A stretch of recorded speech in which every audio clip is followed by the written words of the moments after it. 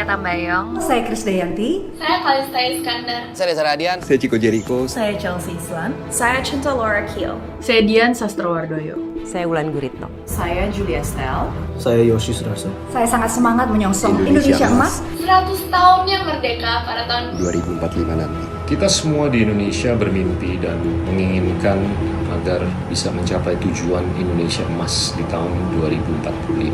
Sungguh suatu capaian sejarah yang indah Dan luar biasa dalam perjalanan bangsa kita. Nggak kebayang betapa hebatnya Indonesia Emas nanti. Insya Allah pada tahun 2045 saya akan mulai mewariskan Indonesia kepada putra-putri saya. Di usia NKRI yang 100 tahun nanti, Saya ingin kita semua hidup dalam Indonesia yang Pancasilais, Yang modern, Maju. makmur, sejahtera, Hijau, adil, aman, Bebas korupsi. demokratis, dan tentunya bersatu. Tujuan tersebut bukan tanpa tantangan. Ancaman terbesar di tahun 2045 bukanlah pandemi. Bukan lagi kemiskinan atau kebodohan. bukan separatisme, bukan perang nuklir. Bukan invasi militer dari luar. Ancaman terbesar bangsa Indonesia Di tahun 2045 nanti, the mother of all problems adalah Pemanasan global. di mana suhu bumi rata-rata akan naik 3-4 derajat Celcius. Itu adalah suhu terpanas sepanjang sejarah manusia. Suhu terpanas di bumi kita yang sudah berusia 4,5 miliar tahun. suhu tinggi akan membuat planet bumi sakit parah. saya tidak mau melihat Indonesia Emas dan anak-anak kita nanti Hidup sengsara dalam bumi yang panas ini. dengan perubahan cuaca yang ekstrim di mana-mana. polusi merajalela dan membunuh puluhan juta orang. hujan deras dan banjir di mana-mana. Gunung es di Antartika terus mencair. Air laut akan naik setinggi 1 meter. Sumber air dunia akan berkurang dengan sangat drastis. Banyak pulau yang akan tenggelam. Semakin banyak spesies punah yang disebut the sixth extinction. Keragaman hayati akan rusak, suhu air laut yang naik, ekosistem laut yang terancam, serta terumbu karang yang banyak mati. Penyakit semakin banyak menyebar, termasuk malaria. Stok pangan menurun banyak dan kekeringan di mana-mana. Banyak tanah yang akan menjadi padang pasir tandus. dan konflik berbasis lingkungan yang meningkat juga secara drastis. Semua ini akibat ulah manusia. Namun, malapetaka ini dapat juga dicegah oleh manusia. Karena itulah, ayo kita selamatkan Indonesia dari bumi panas. Mari kita mulai mengurangi emisi gas rumah kaca Indonesia. Ayo kita kurangi emisi gas rumah kaca 50% di tahun 2030. Dan kita kurangi terus sampai akhirnya kita bisa mencapai nol emisi di tahun 2050. Ayo hijaukan ekonomi kita, jaga hutan kita. Jaga ekosistem laut kita. Kembangkan energi bersih dan kurangi segala emisi karbon dalam kehidupan kita. Sehingga Indonesia Emas 2045 akan hidup dalam bumi yang nyaman, sehat, dan bahagia. Sehingga Indonesia dapat menjadi bagian penting dalam solusi global perubahan iklim. Planet bumi harus kita sembuhkan dari sekarang. Target besar dan mulia ini bisa kita capai. Ayo kita bergotong royong. Selamatkan planet bumi. Selamatkan umat manusia. Selamatkan generasi kita dan generasi seterusnya. Kita sambut Indonesia Emas yang penuh harapan. Selamatkan Indonesia 2045. Sadarkah Anda, kita mungkin adalah generasi terakhir yang bisa hidup dalam dunia bercuaca normal. Kita juga adalah satu-satunya generasi yang bisa menyelamatkan umat manusia dari bahaya bumi mendidih yang menanti kita selamanya di depan. Ayo kita penuhi panggilan planet bumi, panggilan umat manusia, dan panggilan sejarah. Ayo sebarkan pesan ini dan tanda tangani petisi.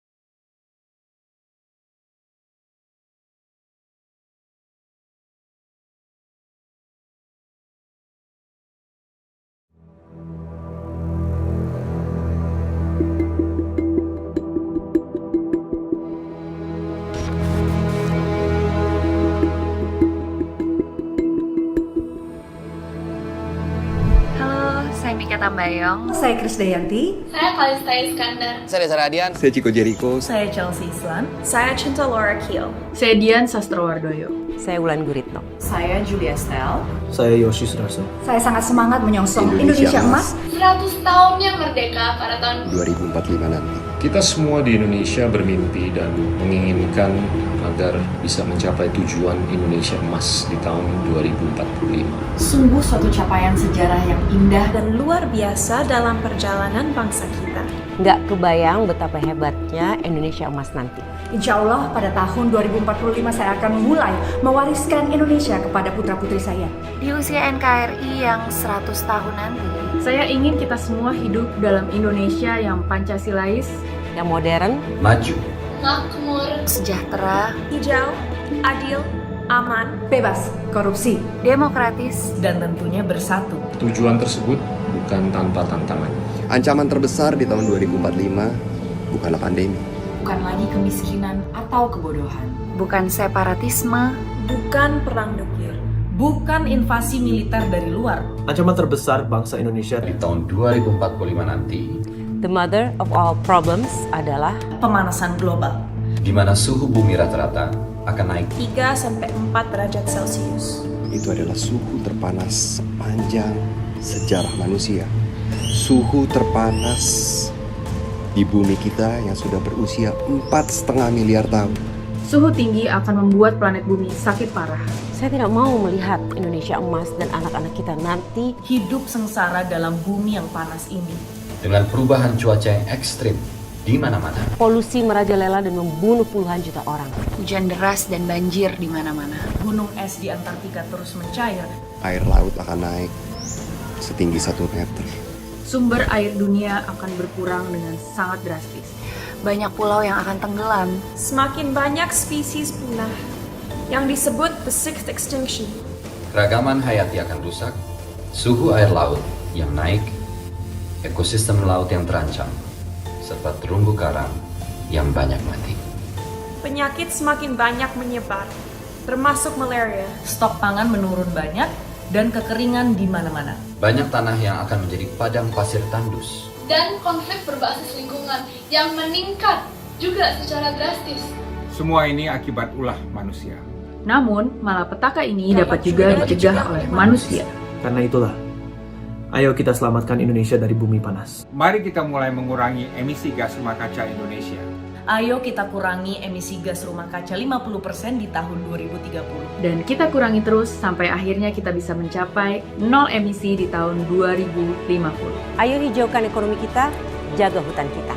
Jaga ekosistem laut kita. Kembangkan energi bersih dan kurangi segala emisi karbon dalam kehidupan kita. Sehingga Indonesia Emas 2045 akan hidup dalam bumi yang nyaman, sehat, dan bahagia. Sehingga Indonesia dapat menjadi bagian penting dalam solusi global perubahan iklim. Planet bumi harus kita sembuhkan dari sekarang. Target besar dan mulia ini bisa kita capai. Ayo kita bergotong royong. Selamatkan planet bumi. Selamatkan umat manusia. Selamatkan generasi kita dan generasi seterusnya. Kita sambut Indonesia Emas yang penuh harapan. Selamatkan Indonesia 2045. Sadarkah Anda, kita mungkin adalah generasi terakhir yang bisa hidup dalam dunia bercuaca normal. Kita juga adalah satu-satunya generasi yang bisa menyelamatkan umat manusia dari bahaya bumi mendidih yang menanti kita selamanya di depan. Ayo kita penuhi panggilan planet bumi, panggilan umat manusia, dan panggilan sejarah. Ayo sebarkan pesan ini dan tanda tangani petisi.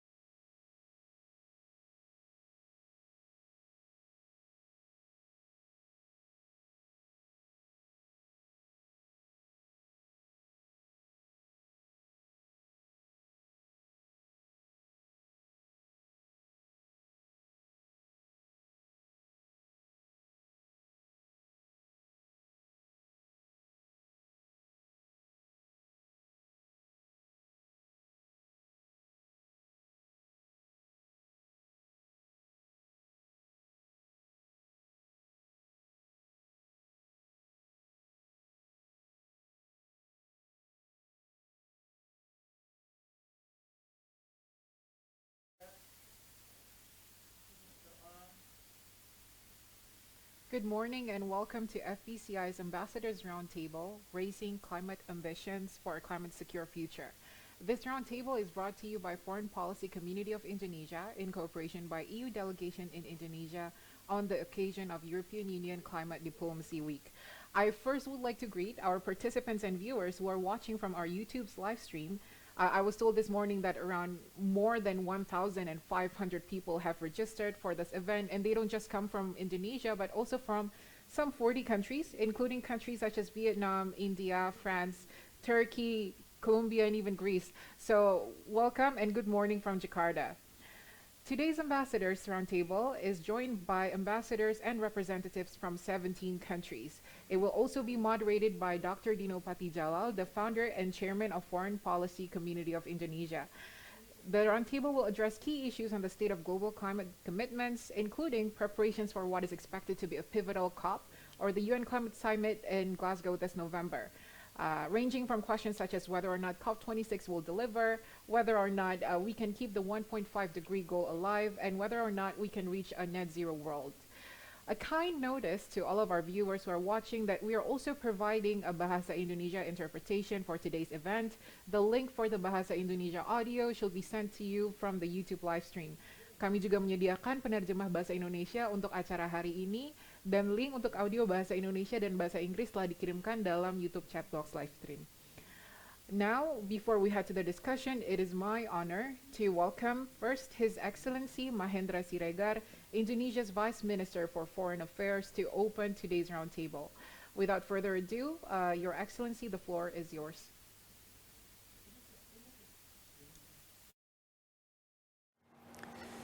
Bapak Dino Patijalal, Chairman of Foreign Policy Community of Indonesia, Excellencies, Ambassadors, ladies and gentlemen, participants to the forum, a very good morning to all of you. I wish to thank the Foreign Policy Community for inviting me to this roundtable.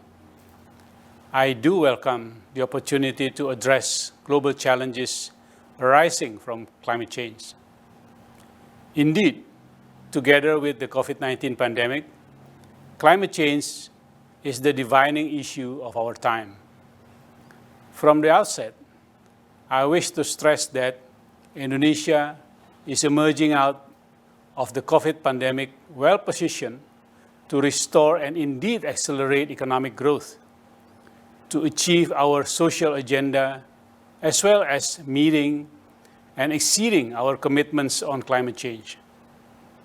I have a very optimistic message to deliver, and it is based on 3 pillars that not only mitigate climate change at the global level, but they also mapping a bright future for our nation. Balancing out economic and social growth in harmony with the environment. That include the protection of our heritage, pristine environment, and biodiversity for the benefit of future generations.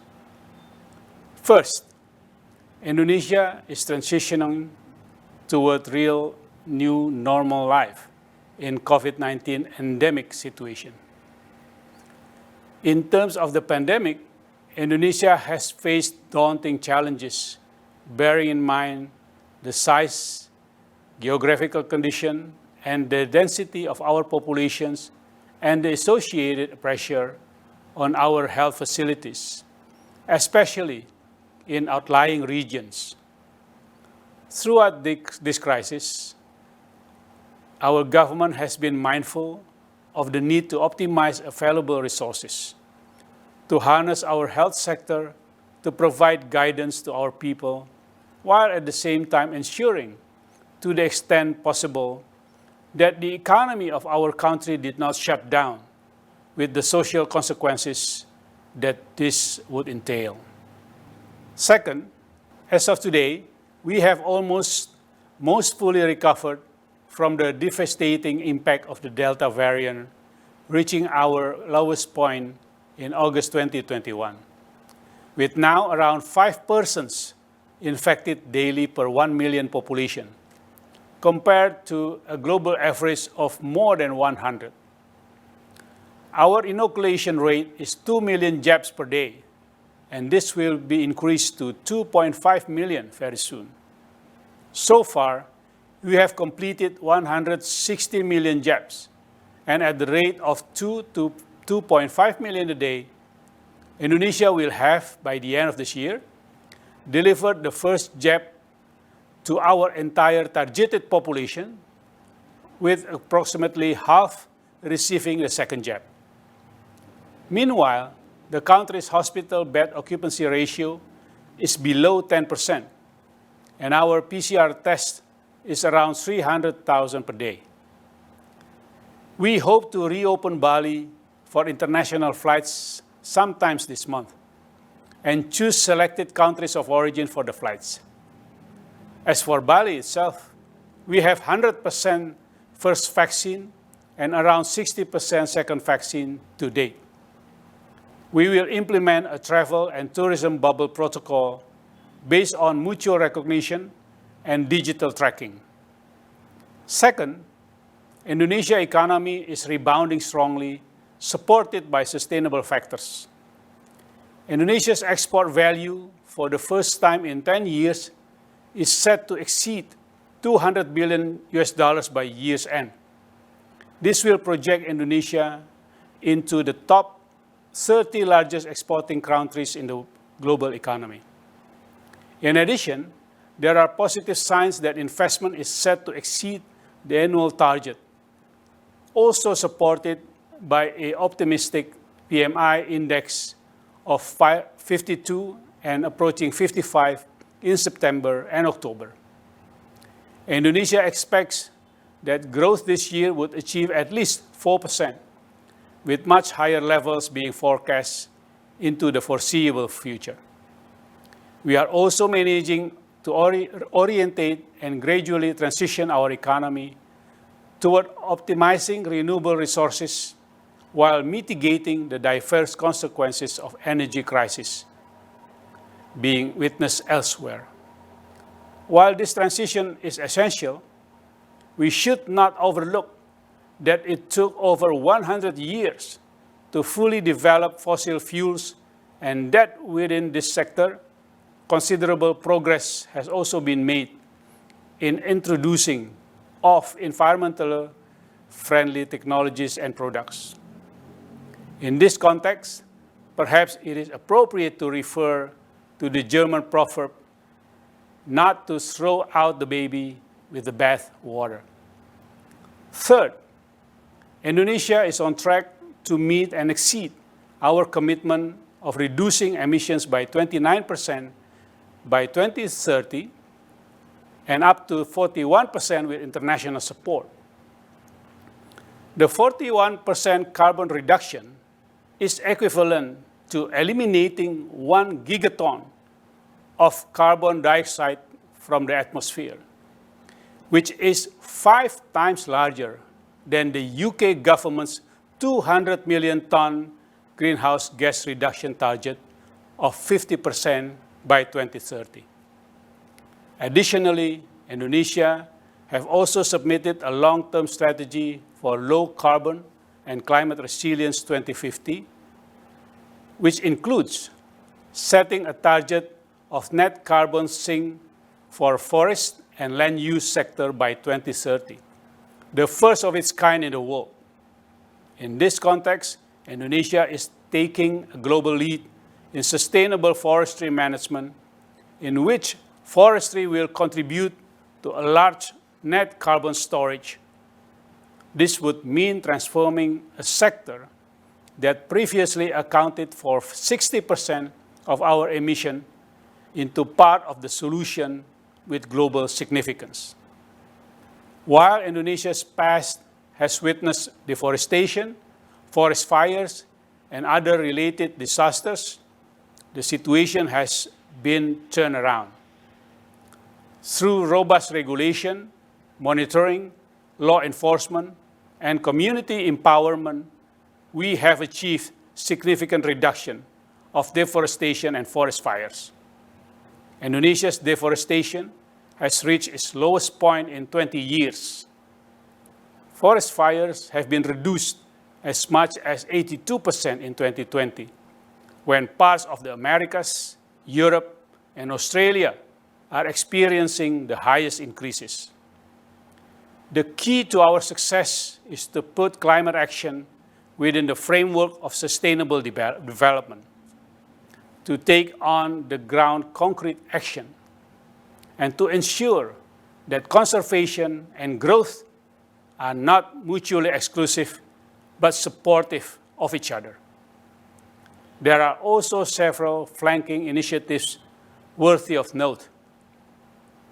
We are accelerating our energy transition process and strengthening our climate financing through innovative means, including developing carbon market mechanism. Indonesia has set a target of net zero emission by 2060, if not sooner. We are updating our national strategic electricity plan rigorously, and will soon be able to measure progress within a clear framework. There's a pleasing development whereby the Indonesian private sector is increasingly supportive of our government policies. As an illustration, while wildfires have raged throughout the developed world, increasing substantially CO2 emission, the Desa Makmur Peduli Api, or Prosperous Village Fire-Free program, supported by the palm oil industry, has assisted the government in reducing forest and land fires.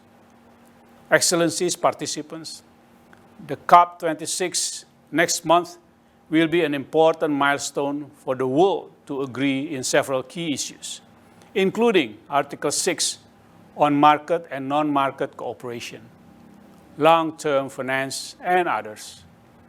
These issues need to be concluded this year for effective and full implementation of the Paris Agreement. Indeed, the biggest challenge to the Paris Agreement is non-fulfillment of the means of implementation, particularly climate financing and technological cooperation. Without clarity and progress on the means of implementation, we run the risk of losing trust in the multilateral process, which is the only feasible framework to tackle climate change and other global issues that require coordinated action.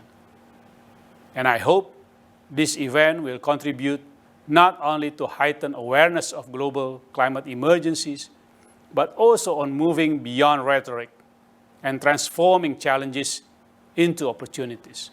Thank you, and I wish you all a productive discussion. Thank you, Your Excellency, for sharing that message with us and also sharing what Indonesia has done in terms of its climate commitments.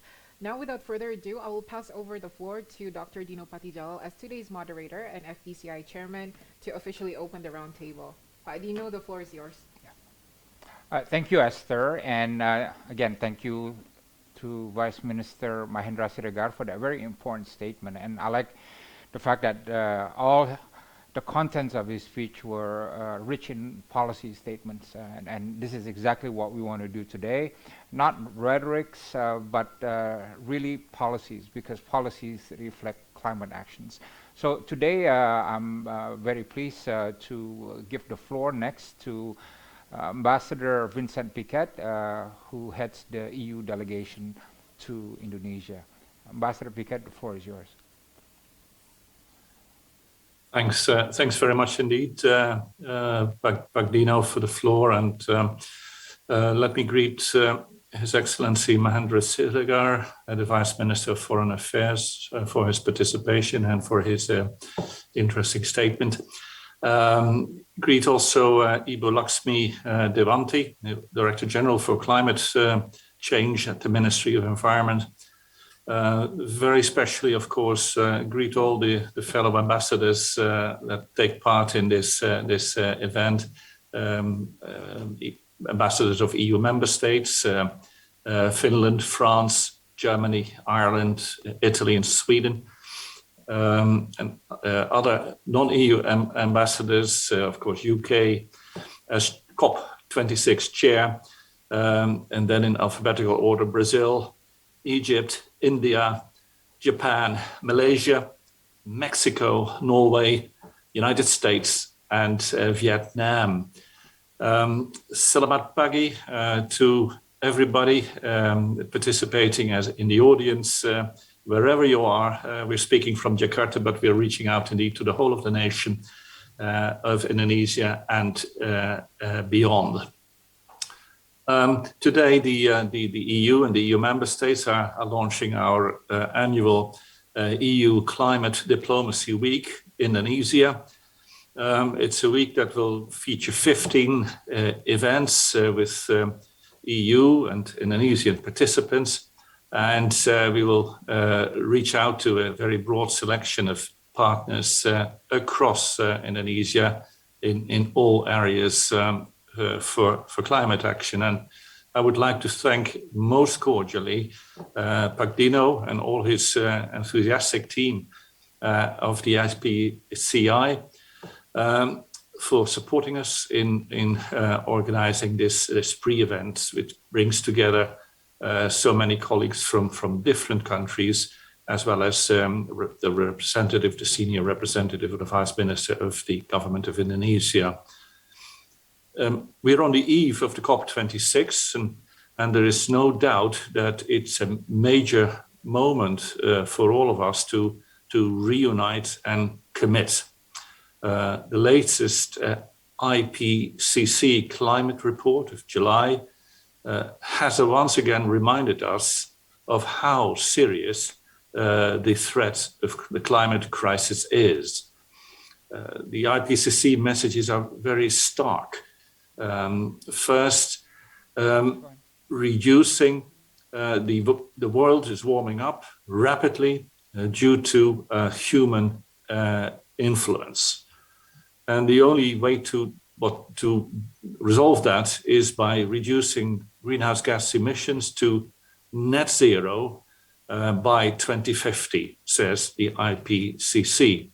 Only that will halt global warming and keep the 1.5 degrees centigrade temperature rise set in the Paris Agreement intact. Second message of the IPCC is that we all need to act, no exception, and with more ambition and with a clear implementable action. Otherwise, we will not meet the global commitments. And the last message from the IPCC was that a number of effects of climate change are now unavoidable. And we have to accept the fact that some of things are simply going to be there regardless of what we do. And we have to adapt and mitigate such impacts. The EU is doing that for its own European continent. We submitted to the UNFCCC our update for the nationally determined contributions. It's a target that of at least 55% reduction in greenhouse gas emissions by the year 2030 compared to the year 1990. And that makes our target probably the most ambitious target that there are. There's also a strategy for the long term, and that long-term strategy includes our ambition to achieve climate neutrality by the year 2050. This is ambitious. It will be tough, but the 2050 climate neutrality target has now been cast into law, and we've got to do it to mitigate climate change domestically and internationally. The last measure that we put into place was published just a couple of months ago in July, when the European Commission presented a package of legislative and policy proposals to deliver the COP26 reduction target mentioned just before. The package of proposals is called Fit for 55, and the 55 stands for the minus 55% cut that we will be achieving by 2030. And taking all these measures together, I believe we can objectively say that the EU is taking a share, that the EU is taking decisive action towards climate neutrality by the year 2050 and is living up to the commitment it made under the Paris Accord. Of course, dealing with climate requires a truly global effort, as agreed in Paris, and that's why the EU is calling other nations to be equally ambitious and undertake the same type of structural transition in their countries, in their territories, similar to the EU's. And with enhanced 2030 emission targets and with long-term strategies towards climate neutrality by 2050. Now, we will be discussing that today in this wonderful webinar, and I conclude my remarks with two final observations. First of all, the very broad international participation in today's panel sends a very strong signal, I think, that climate action is a broad, common concern, regardless of our different perspectives or different starting points. We have a wonderful lineup of ambassadors speaking here today, and it is only because of even in Zoom, the limited space on the panel that not more joined in. Secondly, I think I can speak on behalf of everybody here by saying that all countries who participate, and also those who couldn't join this panel, they want to cooperate with Indonesia. Indonesia is a vital partner, given its economic weight, given its potential to achieve, and as the Vice Minister said, even overachieve its 2030 target, and given the now stated net zero goal by 2060, and the crucial phase following that year is, of course, or sooner. So we look forward to our dialogue with Indonesia and with all partners here to make that agenda work, to support one another mutually, and invite everyone to join in the EU Climate Diplomacy Week 2021, starting today. Thank you very much indeed. Terima kasih banyak.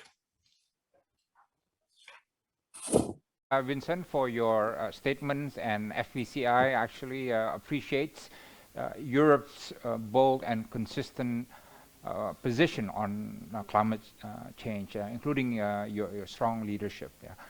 So now we will move to some statements from 4 ambassadors to help us contextualize the discussions and debate on climate change.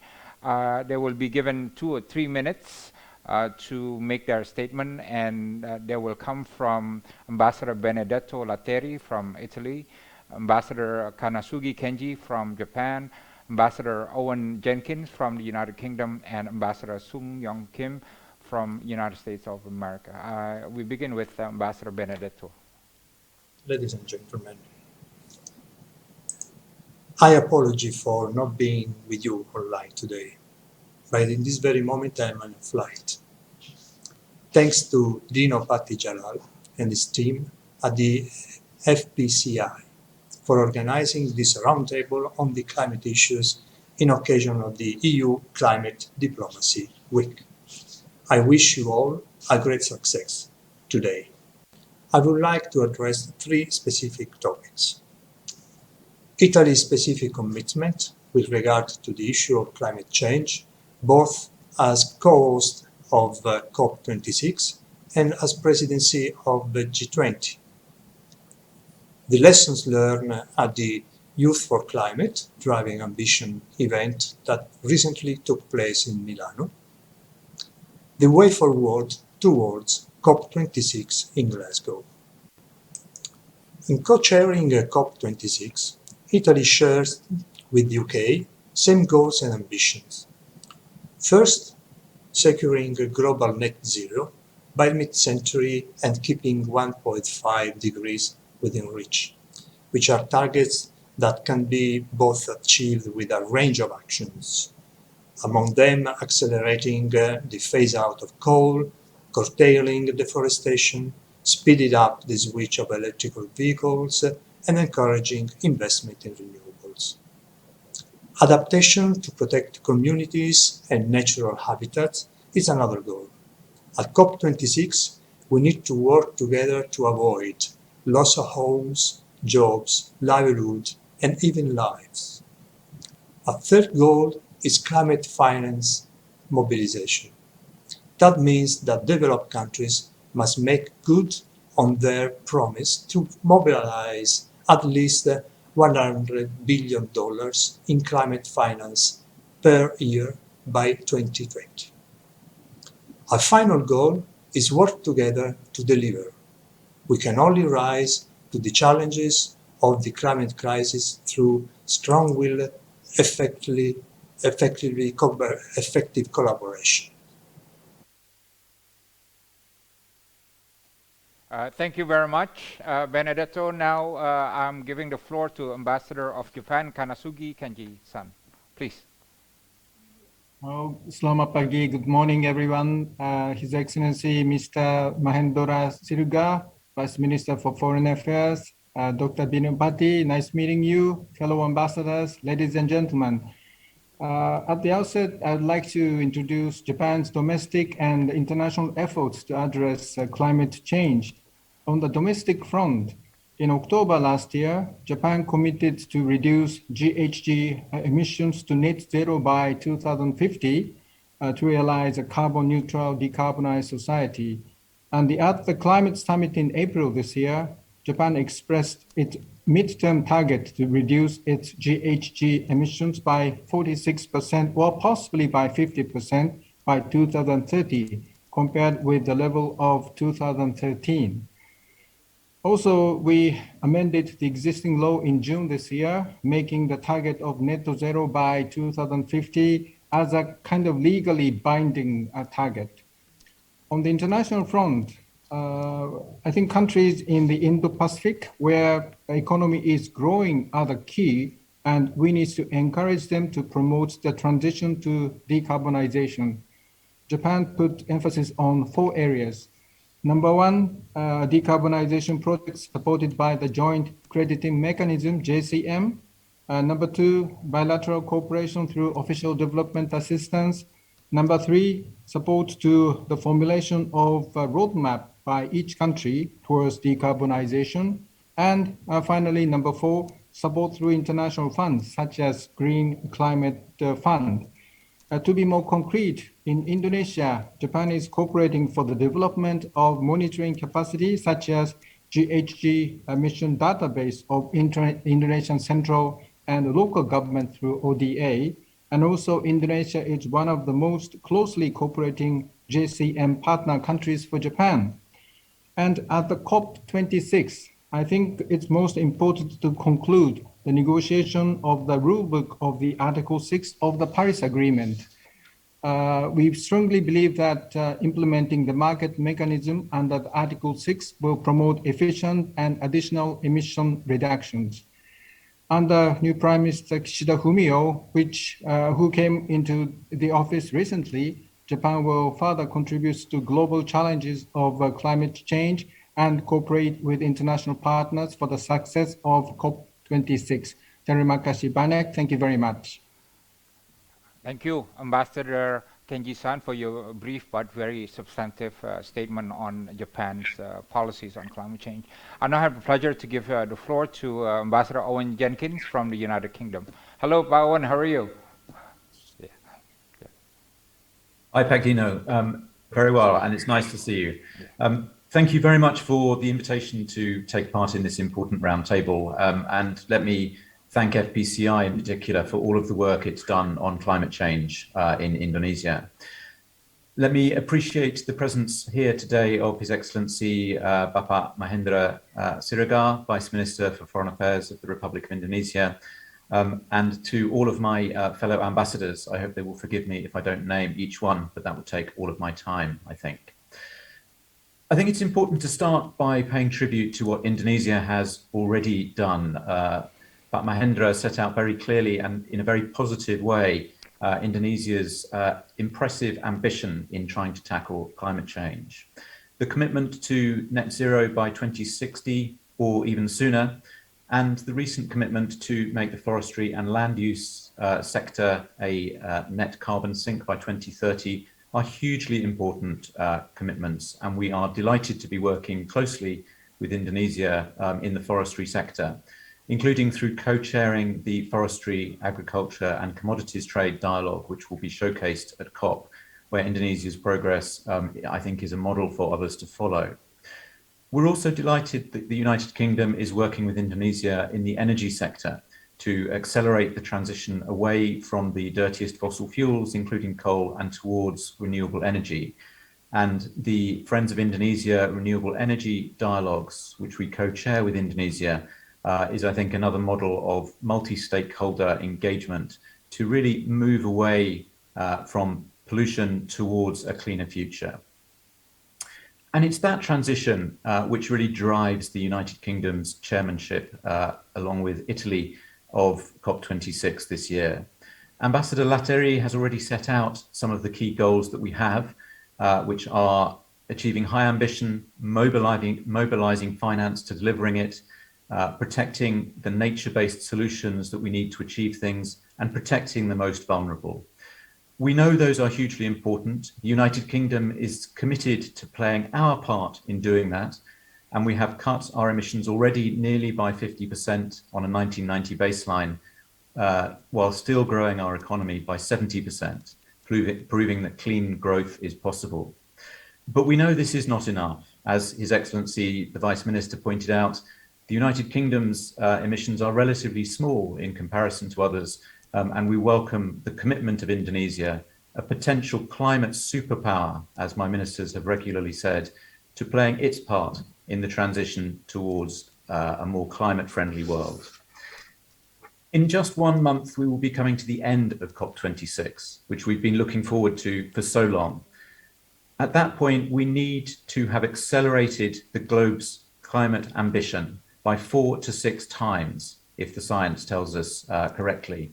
We need to make sure that we are on track to avoid dangerous climate change and to achieve the Paris goals of keeping temperature rises below 2 degrees and, if possible, to 1.5 degrees. I look forward to working with all colleagues on the call here to achieving that goal and to supporting Indonesia in its own ambitious efforts. Thank you very much. Thank you very much, Pak Owen, and we wish you all the best for the COP26 in Glasgow.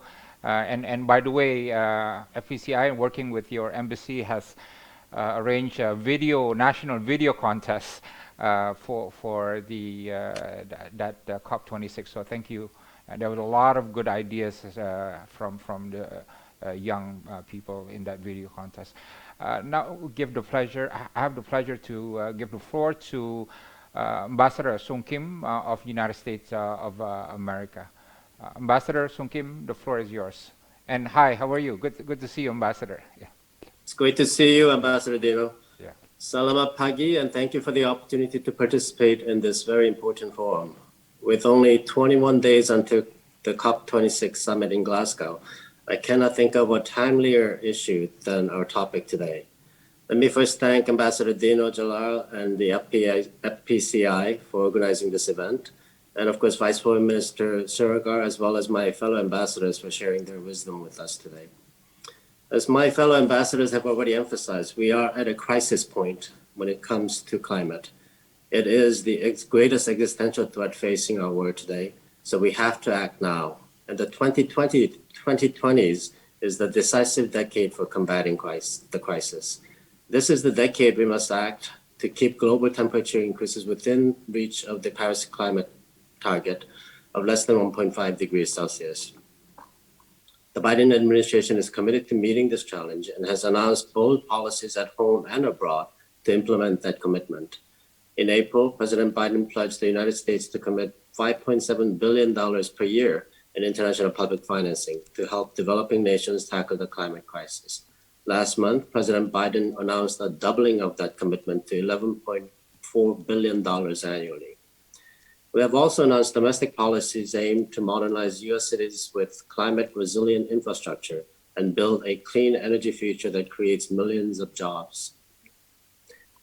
The United States, however, cannot do this alone. We're prepared to work with other countries to help them chart their own pathways to prosperity built on the clean technologies of the future. And here in Indonesia, I am pleased that our embassy is working closely with Special Presidential Envoy for Climate John Kerry and his team to engage the government of Indonesia. We have established a high-level bilateral climate change working group, and Vice Foreign Minister Siregar is the Indonesian co-chair of that process, and accompanying task forces which form the basis of our coordination with the Indonesian government. Through our U.S. Agency for International Development projects, we will also invest $80 billion over the next 4 years to support the transition to clean energy systems and help conserve Indonesia's carbon-rich forests and peatlands. As others have mentioned, Indonesia deserves great credit for progress it has already made, especially in the forestry and land use sectors, to curb and halt deforestation to the lowest level in 20 years. We also applaud Indonesia's decision to participate in the US-EU-backed Global Methane Pledge to take steps to reduce methane gas emissions, becoming the first developing country in the G20 to join the pledge. The pledge will be launched officially during the COP26. And speaking of COP26, we hope to leave Glasgow with the world more on track to keeping global warming at less than 1.5 degrees Celsius. As of now, 55% of the world's economies have made pledges that will achieve the 1.5 degree target. Much work obviously remains to be done to reach the other 45%, but we are determined to address this climate crisis together. As President Biden has said, nations that work together to invest in a cleaner economy will reap rewards for their citizens. Thank you, and terima kasih. Thank you, Ambassador Sung Kim. And I think we all agree that one of the factors that is changing the dynamics towards COP26 in Glasgow is the re-energized U.S. Climate policies under the Biden administration, and also the leadership shown by President Biden in advancing climate diplomacy. So thank you for that. We are now coming to the discussion part of our session, and this is where we get into a roundtable where I will ask ambassadors questions, and it's an open question that would invite answers from any ambassadors that wish to do so, right? And by the way, this is an unusual event whereby, you imagine having a party and everybody you invite are coming, right? We've never seen a session, right, with so many ambassadors coming. So I want to say thank you to all the ambassadors, and it also reflects how much this is really an international concern, an international issue. So I hope the public in Indonesia and other countries appreciate this as well. Let me begin with the first questions, and ambassadors who want to answer, please raise your hand feature in your Zoom, right? So, limiting global heating to 1.5 degrees requires not just ambitious net zero commitments, 2050 or 2060, but also, more importantly, ambitious targets by 2030, because what we do in the next 10 years really affects what happens by 2050, right? So I want to invite, what are your thoughts on this? How do we enhance carbon sinks, and what kind of policies and incentives have your government been implementing or plan to implement? Yeah. Please, anyone? I think Armando from Mexico, Ambassador Armando, if you want to respond to this, most welcome. Thank you. Thank you very much. Thank you very much. Terima kasih banyak, sahabat Dinopati. Can you hear me? Yes, I can hear you well. Okay, I will try to explain in less than 2 minutes the situation in Latin America and Mexico. First, regarding the region. According to UN figures, Latin America and the Caribbean is responsible for less than 10% of total greenhouse gas emissions. However, it is one of the most vulnerable regions to climate change in terms of heat waves, floods, storms, water stress, droughts, fires, and diseases. Only 3 weeks ago, in the Declaration of Mexico City, the leaders of Latin America and the Caribbean, among other statements, ratified their highest political commitment during COP16 in the fight against climate change and its effects, urged developed countries to comply with their financing commitments, and committed themselves to combat climate change and increasing climate ambition in accordance with the Paris Agreement, the principles of equity and common but differentiated responsibilities and respective capabilities. Now, regarding Mexico, Mexico's greenhouse gas emissions represent 1.7% of global emissions. And the fight against climate change is one of Mexico's multilateral foreign policy priorities. In December 2020, Mexico submitted its nationally determined contribution, endorsing its mitigation commitments and presenting a more ambitious adaptation component. Mexico committed to reduce unconditionally 22% of GHG and 51% of black carbon emissions. Also, its conditional target will be 36% for GHG and 70% for black carbon emissions. These actions are aligned with the 2030 Agenda for Sustainable Development. Finally, regarding the COP16, Mexico believes that a successful conference requires, number one, to reach a decision on international carbon markets, number two, to continue working on a strengthened transparency framework, number three, to increase high-level attention to the overall goal of adaptation, number four, to ensure that in a post-COVID world, a long-term climate finance target matches the needs of developing countries to meet the Paris Agreement, and finally, number five, to ensure sufficient and easily accessible financing for adaptation. Terima kasih banyak, teman-teman. Yeah, thank you. Thank you very much, Ambassador Armando. I think I see France, Ambassador Olivier. How are you? Thank you, thank you. Yes. And by the way, he has the best French food in the whole of Indonesia, right? So. But sustainable food, I can assure you. Okay. Thank you, Dino, and congratulations for this very interesting moment. I think COP26 arrives at a decisive moment, and the success of this conference depends, I think, on three results. The first, a necessary increase of the parties' commitment to limit the global warming to 1.5 degrees. Vincent Piquet mentioned the IPCC's reports, which have shown that a limitation to 1.5 degree increase in temperature rather than 2 degrees can have huge impacts on climate change, biodiversity loss, and environment. This implies to aim to carbon neutrality by 2050. France and the EU, as has been said, have committed to reduce their net emissions by at least 55% by 2030 and to reach zero emission by 2050. The aim of net zero emission by 2060 announced by Indonesia is ambitious, but we are ready to pursue all needed support with Indonesia in order to move to the target closer to 2050.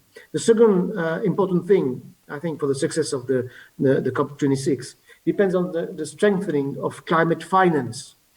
We have to increase the global financial effort in order to reach annually $100 billion from 2020 to 2025 in favor of climate in developing countries. And France is committed to increase its own contribution to international climate finance to 6 billion euros annually from 2021 to 2025, and to dedicate 1/3 to adaptation.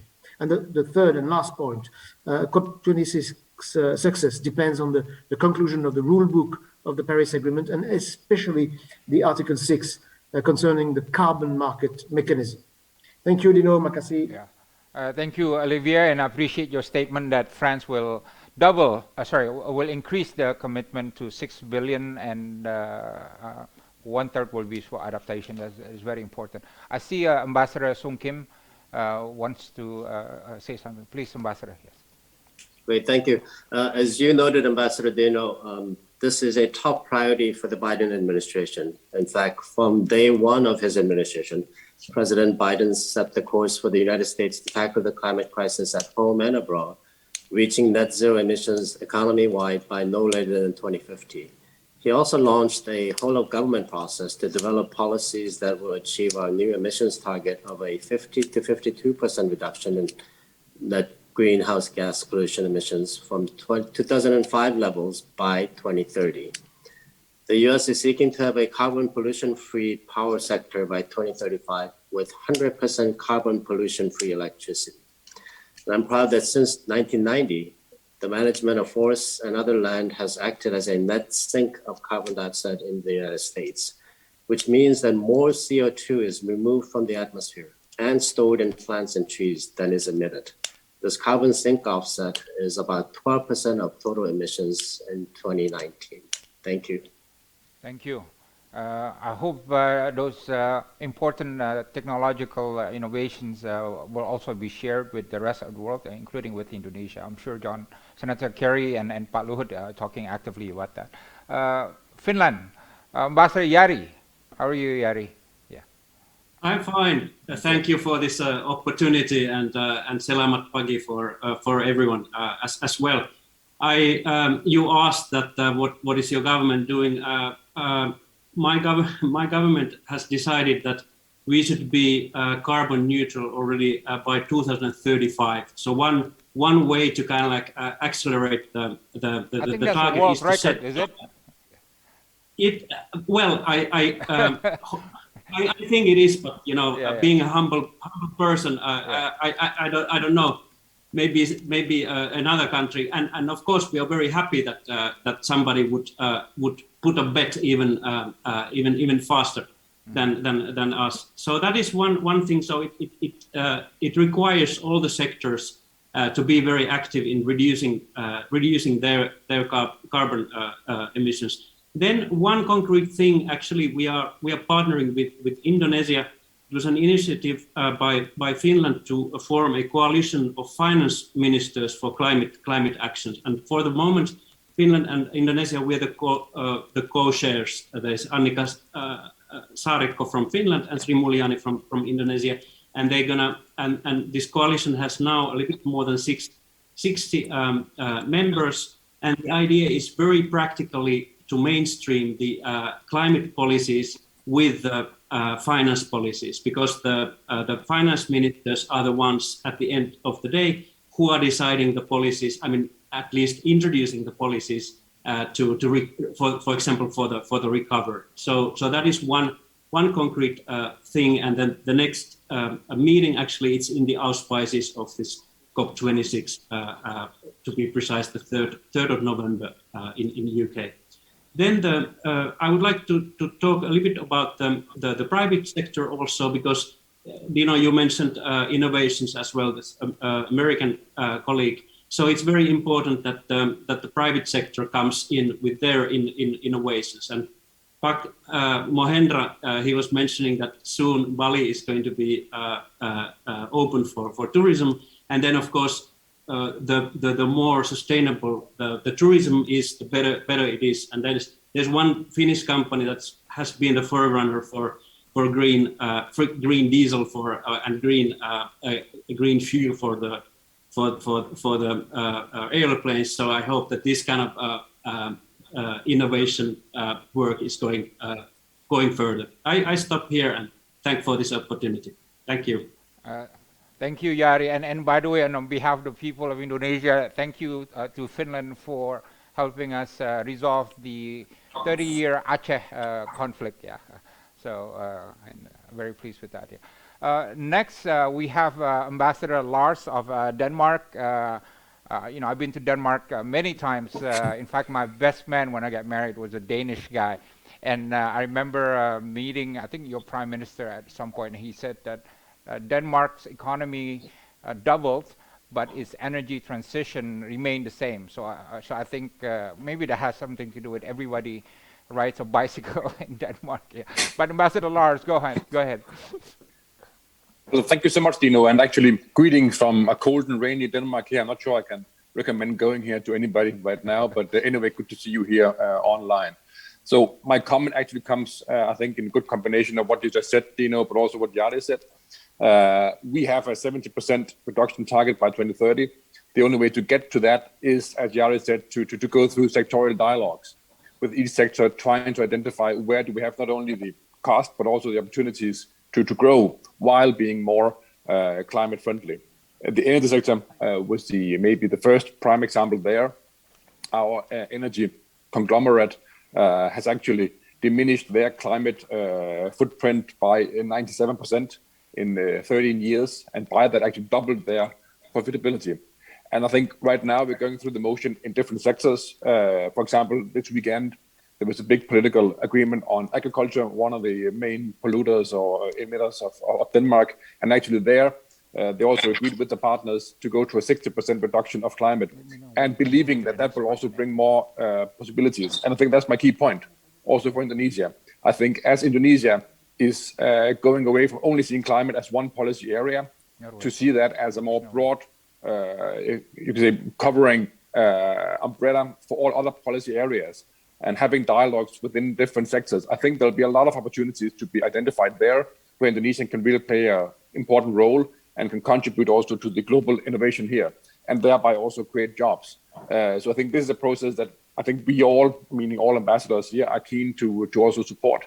Let me just mention one, that would be global shipping, for example.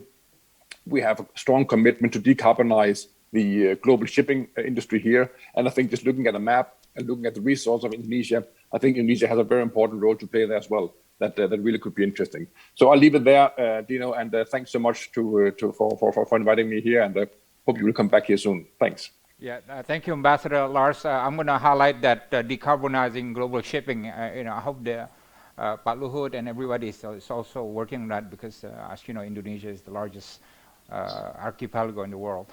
Next, we have Ambassador of India, Ambassador Manoj Bharti. Yeah, Ambassador. Good morning, everyone. Good morning, Ambassador Dino. You mentioned about the large participation in this. Thank you very much for letting me have the space to speak out. Climate change is a lived reality for millions around the world. Their lives and livelihoods are already facing its adverse consequences. Perhaps that is the reason why there is so much of interest in this subject, and also because of the nearness to this big event, COP26 in Glasgow, that we are all so keen to hear others and put our own points of views. As far as India is concerned, India's per capita carbon footprint is 60% lower than the global average. And this is also because lifestyle is still rooted in sustainable traditional practices. India not only is on track to achieve its Paris Agreement targets, but to exceed them beyond expectations. We have reduced our emission intensity by 21% over 2005 levels. Our solar capacity has grown from 2.63 gigawatts in 2014 to 36 gigawatts in 2020. Our now renewable energy capacity is the fourth largest in the world. It will reach 175 gigawatts before 2022. We have even more ambitious target, 450 gigawatt of renewable energy capacity by 2030. I would like to highlight here that India has been emphasizing on what we say differentiated responsibility and respective capabilities, CBDR. And I hope that we move forward in this direction in our next international meeting in Glasgow. The responsibility should be shared in that manner where the per capita consumption is taken into account. I think I'll stop here because I see my time is up. Maybe I'll speak later. Thank you. Thank you, Ambassador Manoj. I now would like to ask Ambassador Ina Lapel, Ambassador Designate Ina Lapel from Germany to share her response. Please, Ina, how are you? Yeah.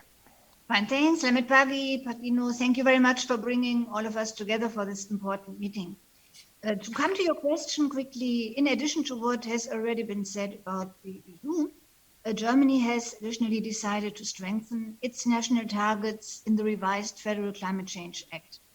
We have set a higher national mitigation target of 65% for the years until 2030 compared to 1990, and the goal of net climate neutrality already by 2045. We have also adopted a pathway to reach these targets, including phasing out coal by 2038 latest, investing in renewable energies, and by supporting the industry and private sector on their path to decarbonization. This will be promoted through financial support, an enabling regulatory environment, as well as scaling up research in innovation and new technologies. We also see CO2 pricing as an important mechanism to reduce emissions.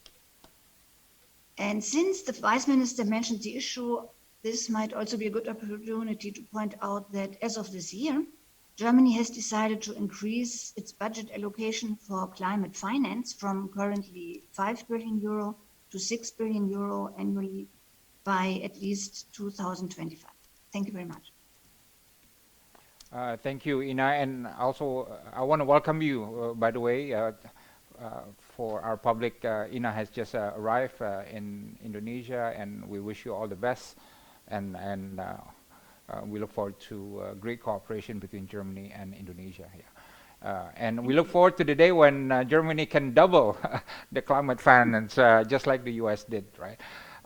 Now, I would like to give the floor to another newcomer, recently arrived ambassador of Norway, Ruth Giveren. Yeah, Ruth, how are you? And please, the floor is yours. Yeah.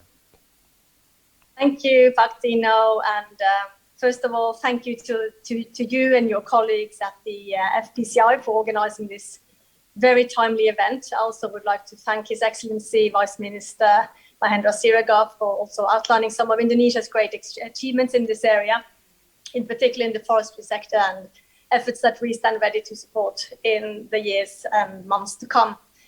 Also, thanks fellow ambassadors for sharing your thoughts, your perspectives, and thank you for this opportunity to share some of Norway's perspectives as well.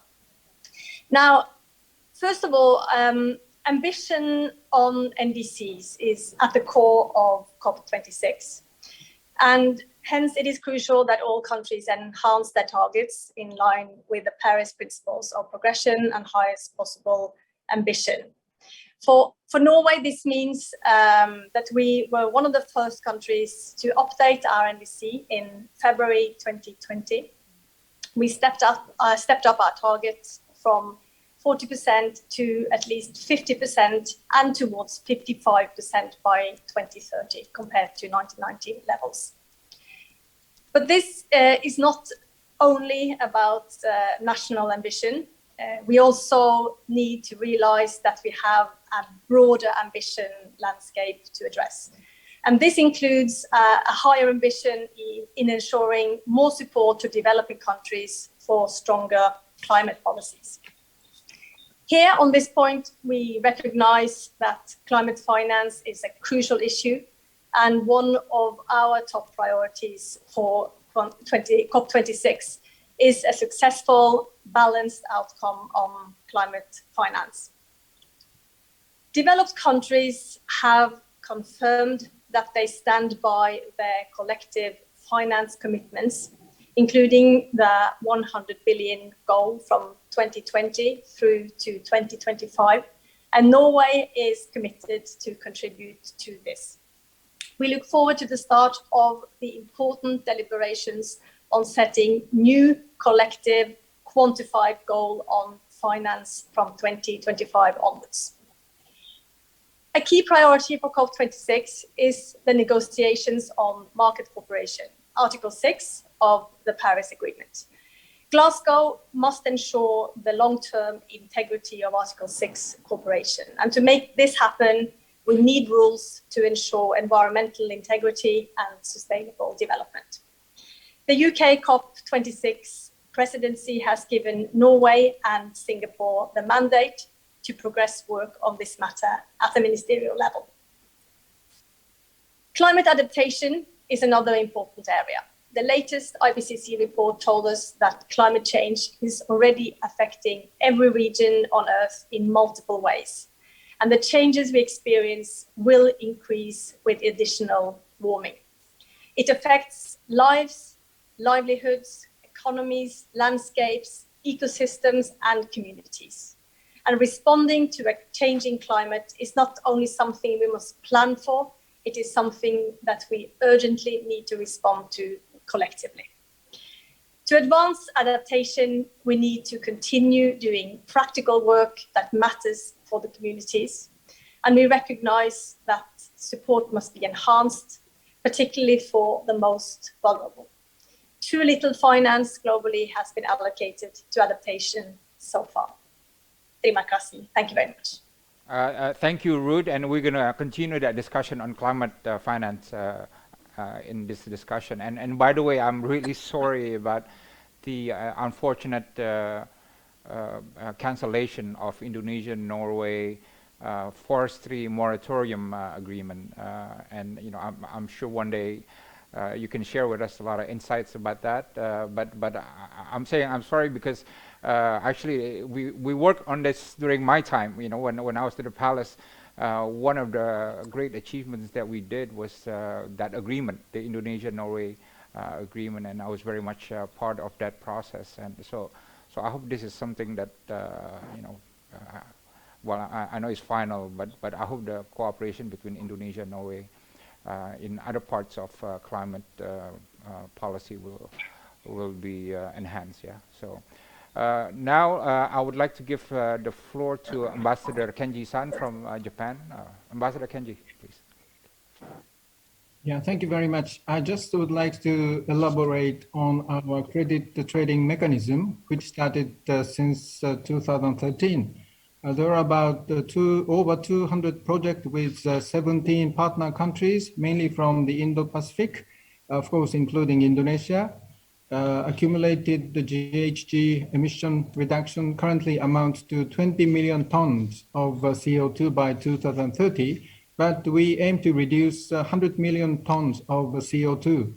And in the case of Indonesia, a project for a small hydroelectric power plant that has been implemented in North Sulawesi, Sumatra, since 2016 has contributed to improving the power supply shortage in the region and also reducing CO2 emissions by more than 30,000 tons per year. So we'll continue our best in cooperation with Indonesia. Thank you very much. Thank you, Ambassador Kenji-san. And I now want to move on to the discussion on climate finance. As everybody has recognized, we need $100 billion per year of climate finance as agreed by the Paris Climate Treaty, but we are not reaching that target. We are about $20 billion short in 2020. And for developing countries, this is important issue because it's one of those things. You do that, we do this, and you do that, right? As part of the common but differentiated responsibility theme, right? So I suspect that a lot of developing countries will start asking what's going on with the $100 billion pledge. And I think that will be part of the success of COP26 in Glasgow. Yeah.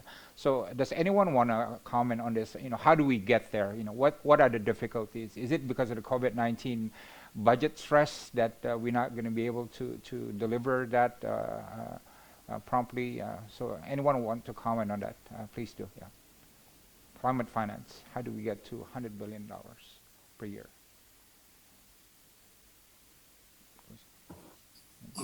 Yes, I see Vincent. Yeah, and anyone else?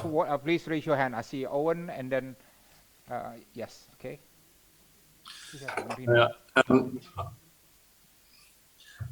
I'm happy to give the answer for the EU. I can't answer for the rest of the world community, so I can't answer for the 100 billion. But I can say that. Historically, over the past couple of years, the EU has paid up what I think is more than its fair share of the climate bill, if you like. In the year 2019, our funding was about 23% of the 100 billion. And if you look at it from our point of view of the CO2 emissions that the EU produces, then this is a good figure. We produce 8% of the global CO2 emissions, and so we will continue to honor our commitment. You've heard from a few member states ambassadors what they will be doing at the bilateral or the member state level.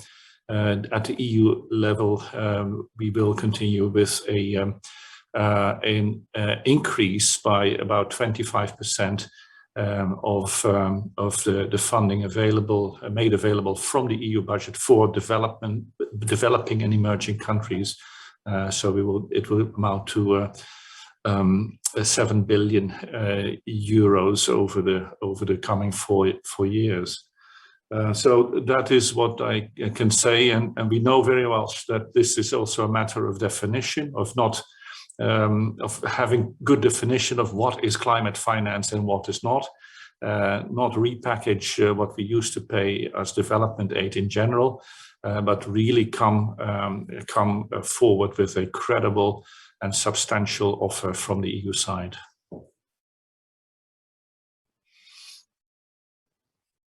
And is there a sense, is there any constituencies in Europe that are resistant or critical of EU giving so much money to climate finance? Because it's taxpayers' money. Is there any part of the political factions who say no, we shouldn't be paying for that?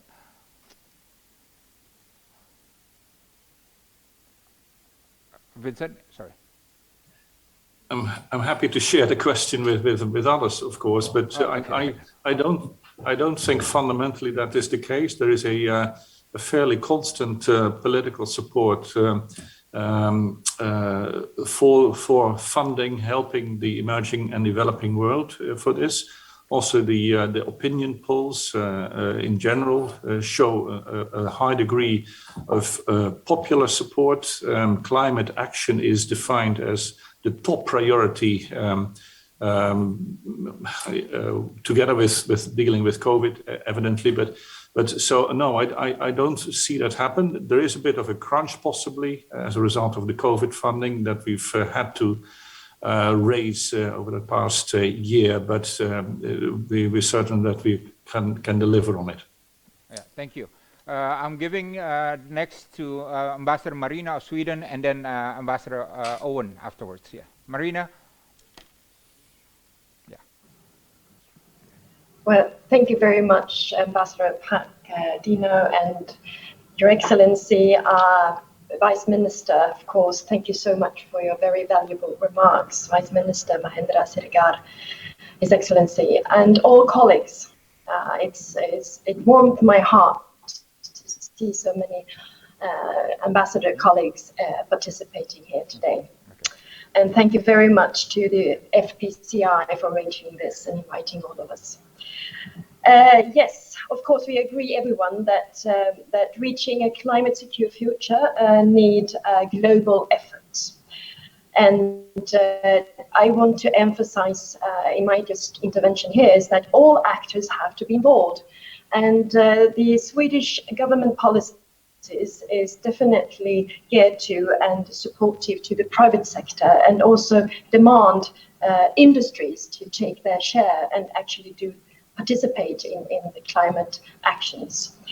And what gives me hope right now is to see in Sweden that Sweden as a whole will do our part, reflecting development in the real economy. In Sweden, we are seeing at the moment unprecedented and accelerated actions that is transforming both industry and finance.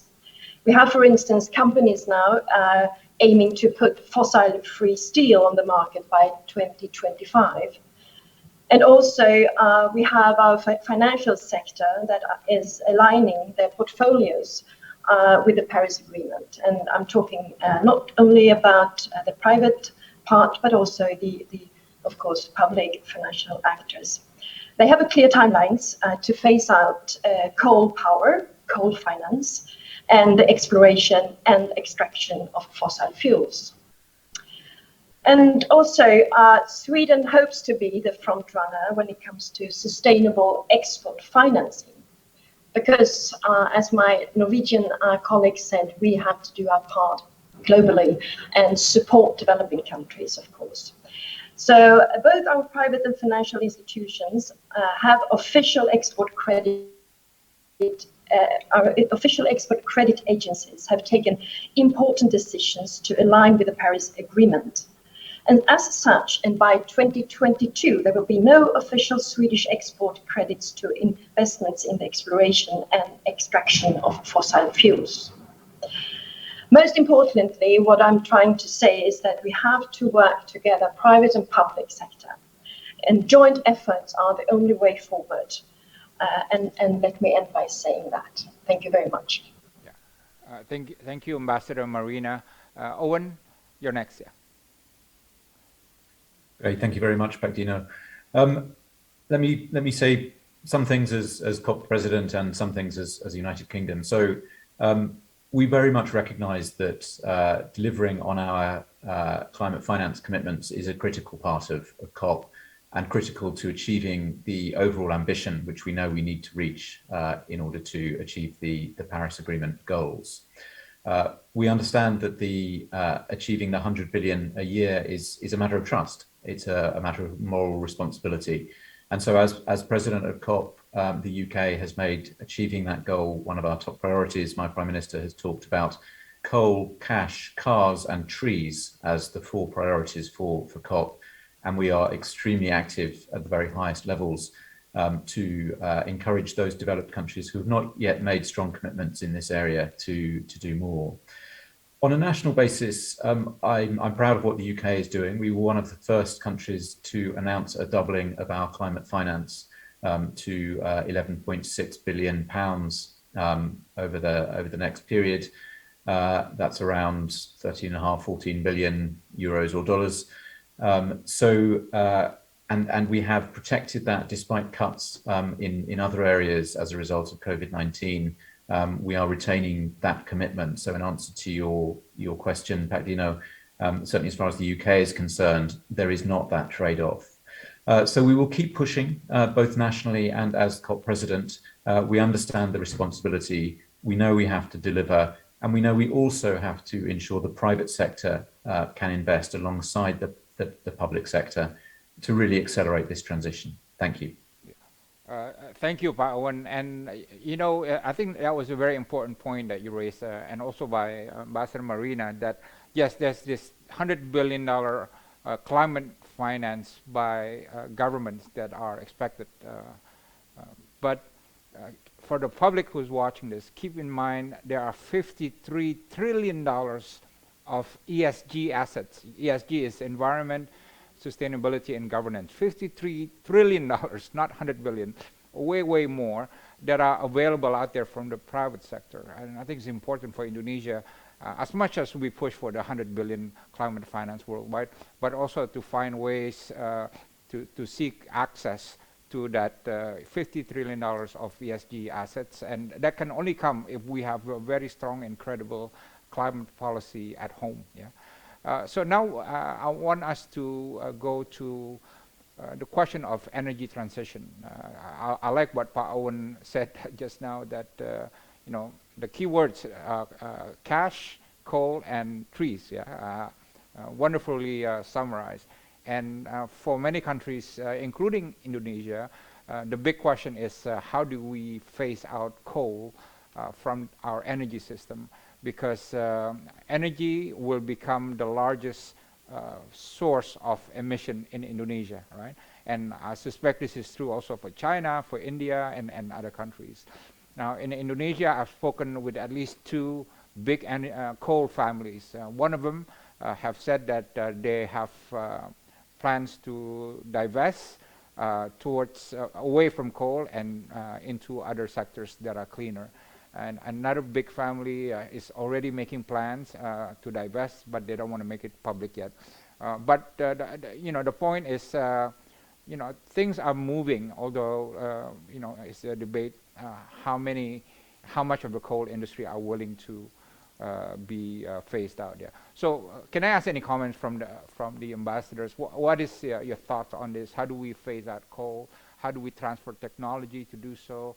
How do we convince the established coal industry to move themselves out of their industry and still find good profits doing so, and so on. And if I see Ambassador of India, I think you are one of the most pertinent countries on this question. Please, Manoj, your floor is yours. And then after that, Kenji, and then after that, Ambassador of Vietnam. Thank you, Upadino.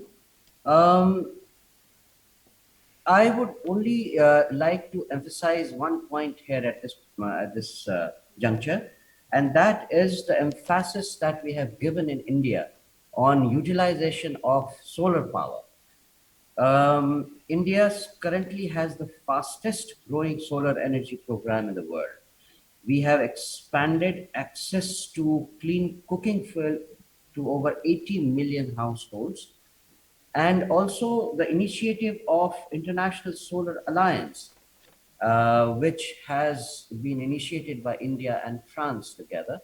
That requires more participation, including from countries like Indonesia, who are the prime users, who can be prime users of solar energy, which is perhaps the best alternative to the fossil fuel, coal, etc., that you just spoke about, and in terms of transition to safer, greener sources of energy. Thank you. Thank you very much, Ambassador Manoj. And by the way, of course, everybody's looking to India. Ambassador Manoj as a big coal country, and what India does, everybody follows, including in Indonesia. So we have high hopes on India's coal policy. Thank you. Ambassador Kenji, I see you raise your hands, please. Yes, thank you very much for giving me this floor. As Dr. Dino said, how we can balance out decarbonization and energy security is really a difficult issue for any country. And in Japan, as in the case of Indonesia, the energy sector accounts for about 90% of our GHG emission.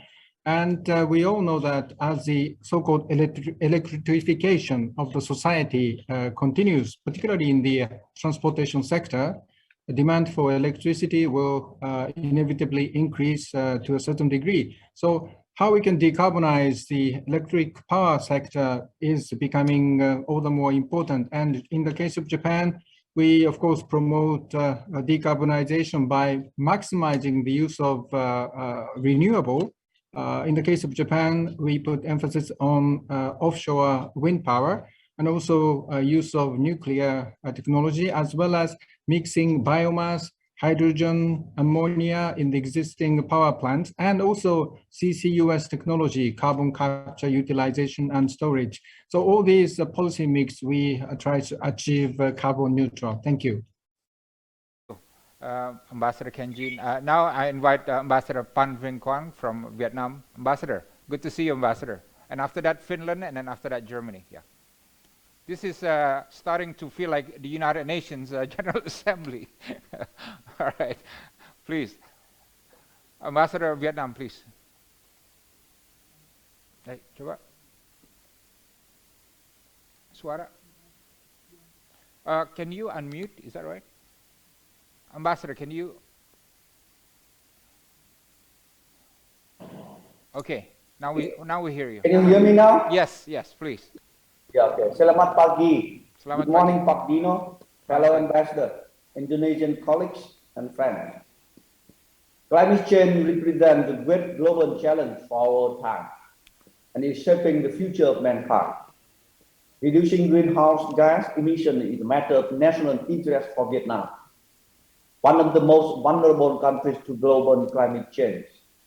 According to Global Climate Risk Index 2020, Vietnam is the sixth most affected by climate change. Therefore, Vietnam is determined and strongly committed to take climate action and develop a green, sustainable, and low-carbon economy as pledged for the COP21. Vietnam was one of the first 20 countries in the world submitted the updated national determined contribution in September 2020 and has unconditionally committed to reducing GHG emissions by 9% below business as usual level by 2030. Vietnam is committed to a conditional reduction to 27% below EIU if it gets international support. Vietnam have also mainstreamed its commitment into domestic law for enforcement. Vietnam advocates the development of a green, circular, and low-carbon economy. We will greatly reduce coal-based power generation and rapidly increase the share of renewable in the total primary energy supply to 20% by 2030 and 30% by 2045. We will reduce the intensity of greenhouse gas emission per GDP by nearly 15% by 2030. In April 2021, Vietnam launched a program to plant 1 billion trees by 2025. This project alone is expected to absorb 2 to 3% of Vietnam's total emissions by 2030. In addition, we believe that the international community needs to further strengthen international cooperation activities, including supporting developing countries in finance, technology, and capacity to join and achieve our common goal to limit global warming to 1.5 degrees Celsius. I thank you. Terima kasih. Thank you, Ambassador Kwang. And next, I would like to give the floor to Ambassador Jari, Finland. Yeah. Thank you very much. Actually, Kenji-san already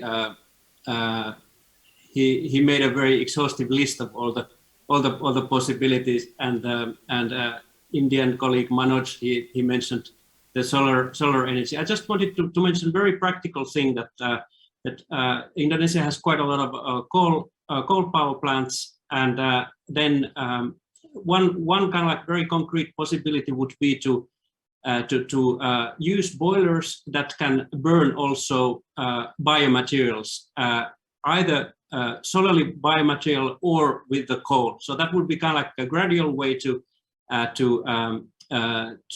reduce the carbon emissions from the coal power plants. And then one kind of like a positive note, I was participating in an event yesterday where there were people from Pertamina, and they said that they are investing more and more in geothermal energy. This is not that we in Finland have a big expertise on that, but I'm happy about that, and that's it. I stop here. Thank you. We have a video from the Italian ambassador on this coal, so let's hear what he has to say. What is a 1-minute video? Please put it on. Over the next decade, we must reduce as much as possible CO2 emissions produced by fossil fuels and other greenhouse gases, including methane. We must work to adapt our infrastructure to climate shocks that have become increasingly frequent and violent. We need to reach a global agreement to stop the use of coal as soon as possible, eliminate subsidies for fossil fuels, and promote the use of renewable sources, which can also be an engine of tremendous economic growth. And we must listen more to young people who have often been agents of change and can give us a much-needed push to do more, faster and better. Yeah, thank you for that. And I want to add, I think, 2 things why it's a difficult thing about phasing out coal. One is now the coal price is very high, yeah, and the coal industry is making heaps of money out of the very lucrative coal price at the moment. And secondly, the coal industries are politically powerful, right? They're not just politically connected, but there's some government official. Well, maybe I shouldn't say that. But let me go to Ina for Germany. Yes, please. Terima kasih, Pak Dino. I completely agree with previous speakers that phasing out coal and decarbonization is a huge challenge, including in Germany, which still relies heavily on high carbon fossil energies. But we believe that the economic recovery from the pandemic offers a unique opportunity for a sustainable transformation of our energy sectors. Because the point is not just to fill gaps within the existing setup, but to transition to a better path that is sustainable. In our recovery measures, we have therefore decided to invest heavily in renewables, innovations, and new technologies to decarbonize our energy, industry, and transport sectors. And I think this aspect of using the pandemic funds available should also be taken into account in considering how we can make this transition. Terima kasih. Actually, I've been asked to complete my earlier statement. Phasing out coal will require a political decision, right? Because some of our politicians actually own coal industries, right? So things are a bit politically complicated. But I think there's growing public consciousness about the need to remove coal as a dirty industry, and there's enough international examples where doing so would be even more profitable to do so. But okay, Ambassador Vincent, floor is yours. Yeah. Thank you. First of all, just to highlight that the question about coal is in Europe is very, very real, and it is a fact that member states depend on coal and fossil fuels to different degrees, and we have to take on board that the differing starting points for the energy transition. So just to say that it's not a simple black and white situation, but there's a lot of gray and green and in between. Secondly, phasing out coal is of course a function about how fast you can phase in and increase renewable. You have to have alternatives for what you phase out, and I think that's where I think over the coming periods the emphasis will shift. That yes, the EU will and the EU member states will tax what is dirty and brown and dark, and it will support what is clean and green and sustainable at the same time, and so that interface has to work. Otherwise, of course, you run out of options in your energy mix, and here that's the last point I would add. Of course, there is a tremendous role for the private sector. That's true for Europe. That's true for other countries, including Indonesia. Provided the regulatory framework is good for investment in renewables, provided renewables energy sources have access to and get access into the grid, then you can make it work and a viable option for companies to invest in. And I think here, of course, I'm particularly looking forward to the adoption of a renewable energy bill in Indonesia, which I hope will provide that type of access and place for renewable energy. Thank you, Vincent. And the last question the last response is from Ambassador Denmark, and then we move on to the next phase of the discussion. Ambassador Lars, please. Thank you so much, Dino. Also, thanks to colleagues for all the good remarks here. Let me just highlight, I think, 3 issues here. One is, as you say, Dino, this is a political decision. It is my understanding, my sense that many people now also in the government understands that the time has come to make a strategic decision. What is the positioning of Indonesia? I think this also goes in connection with the upcoming G20 presidency. And as I said before, we can see globally there are plenty of opportunities arising from transitioning into a more green direction. And I think this is not only about cost for the coal sector, it's also about establishing new opportunities for Indonesia. And their timing is of essence, because the sooner you move, the more opportunities you'll get. And I think, at least in my reading, the government also understands this in Indonesia right now. Secondly, you pointed also, rightly so, Dino, to the international context here. One is the chit-chat we were having here. Let me also highlight the pledge made by the Chinese President Xi only a few weeks ago to stop for financing of coal-fired power plants. I think this is immensely important also for Indonesia here. and it is, I think, a clear sign that this discussion is going in one direction. And then the third element is the more social element, and I think that's where we can maybe work a little bit more with the Indonesian authorities, not only at the central level but also at the local level, because there will be issues of local simply employment or social issues arising, and I think we should all try to collaborate there and see how we can mitigate these effects. Thank you so much, Dino.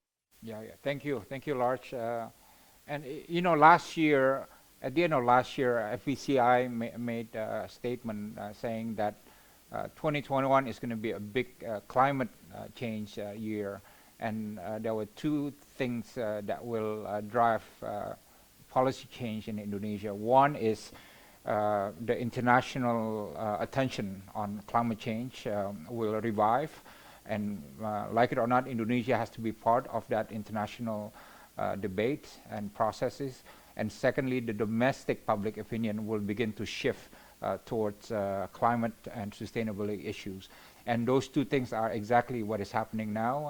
And President Jokowi has very progressively moved Indonesia's climate policies. Not there yet, not 2050 yet, but at least it's been moved from no net zero commitment to net zero 2070 to net zero 2060 and earlier, which is quite encouraging, right? So the last phase of this discussion, I want to invite ambassadors to make any statement, and we can count this as the closing statement by ambassadors on the question of how do we ensure collaboration to ensure a 1.5 degree world that we all seek, or at the very worst, 2 degree world that we seek.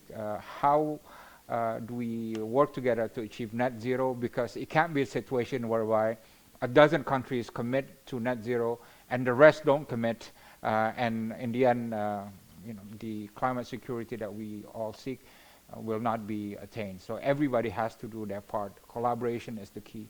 Everyone has to reduce ambitions. But I would love to hear your comments on how do we get there? How do we achieve this genuine international collaboration? Yeah. Please. Yeah. Maybe I start with Denmark first, and then Egypt, European Union, and Finland, and then I call on the next four. Yeah. Lars? Yeah, well, I think I just spoke just now. I think this is showing the increasing support for Indonesia, but also for the global movement that we're seeing. I welcome very much the broad position that we have amongst the table here today. And I think we all have the job of reflecting upon what can we bring to the table, because we all have different perspectives, different backgrounds, different national experiences. And I think this is the time really to step up and to show this is a global effort. But this is also what we're doing, and I thank you so much, Dino, for your effort to bringing us all together. Thank you.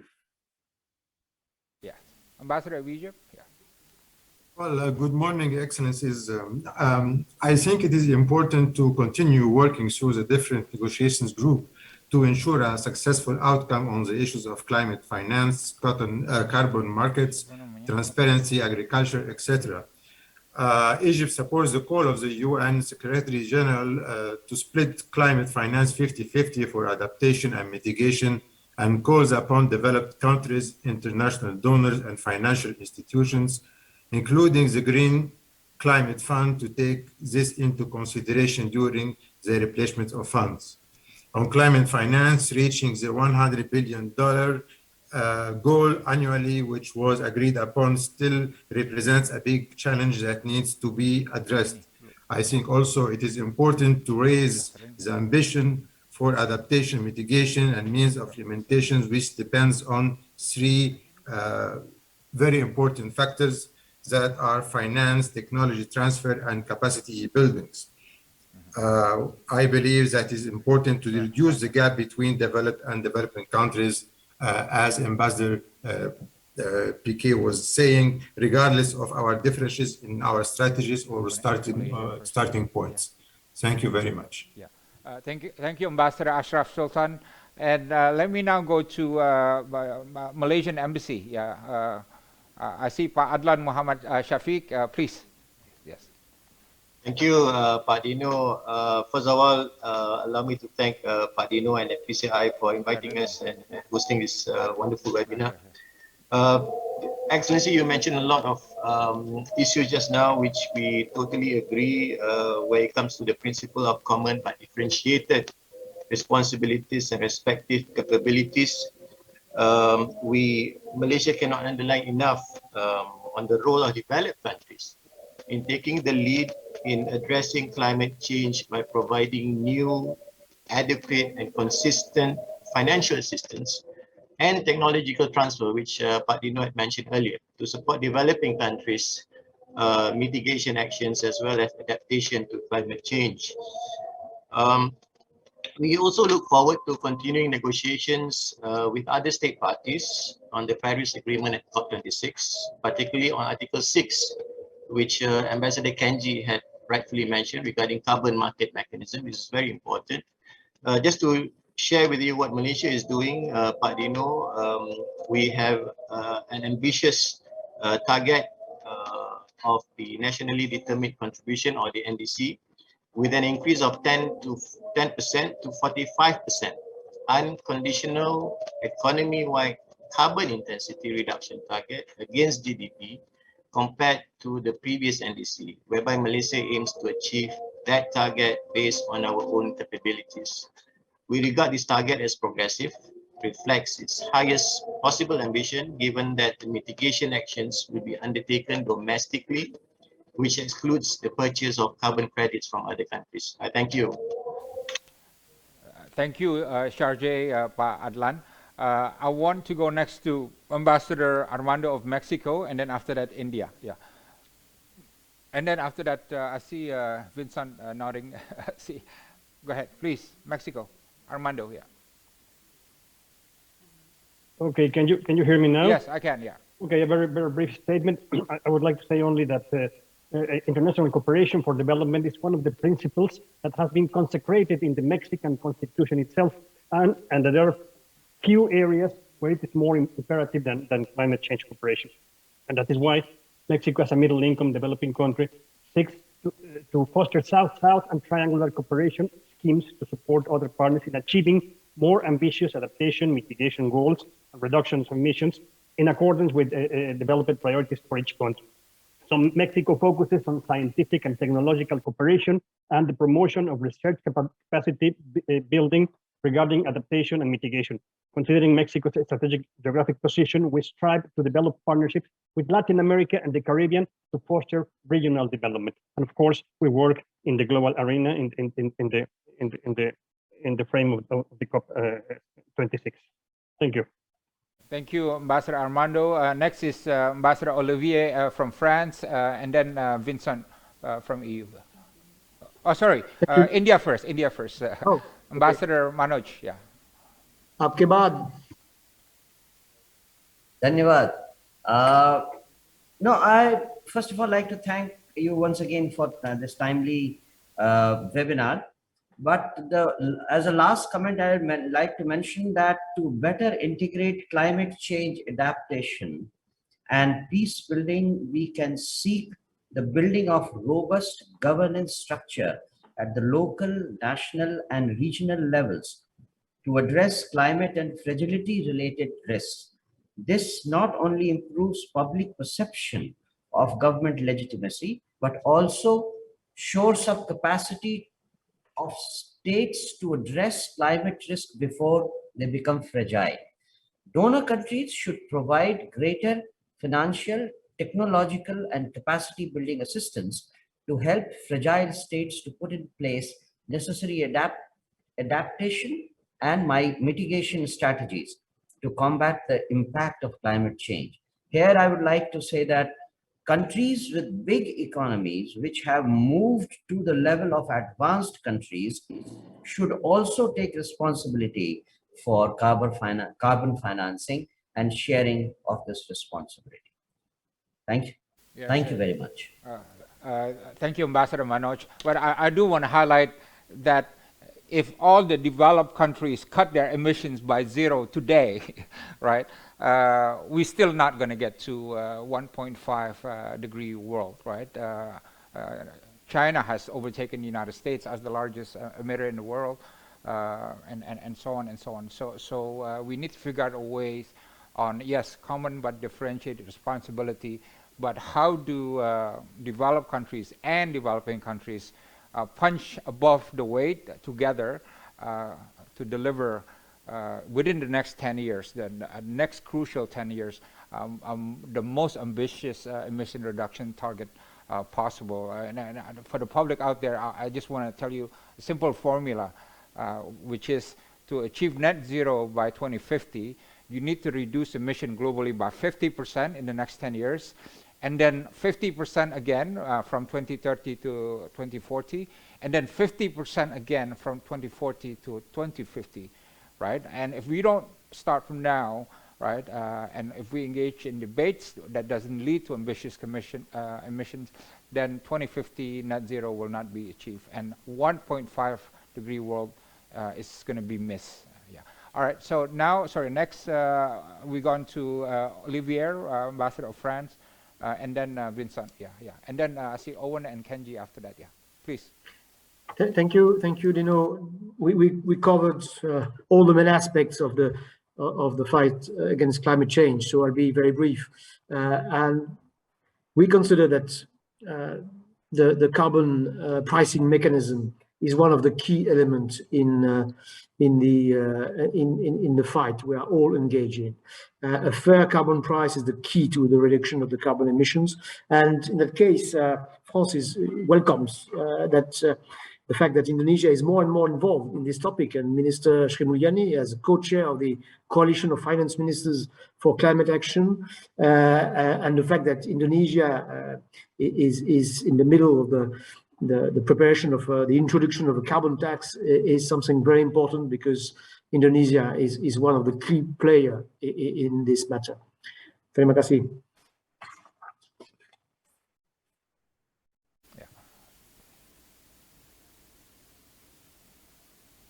Vincent, can you hear me? Yes, please. Thank you. In a way, I would like to speak after member states and to give them the floor first. But let me just a couple of feelings from my side after the discussion. First of all, I think we've got a very large convergence of views amongst all the participants coming from all different parts of the world and different economic situations. So large convergence that we've got to work together on this, and that it is possible. And secondly, I think a key message would be, from our point of view, is that yes, it is possible to cut CO2 from your economy, and at the same time to grow your economy.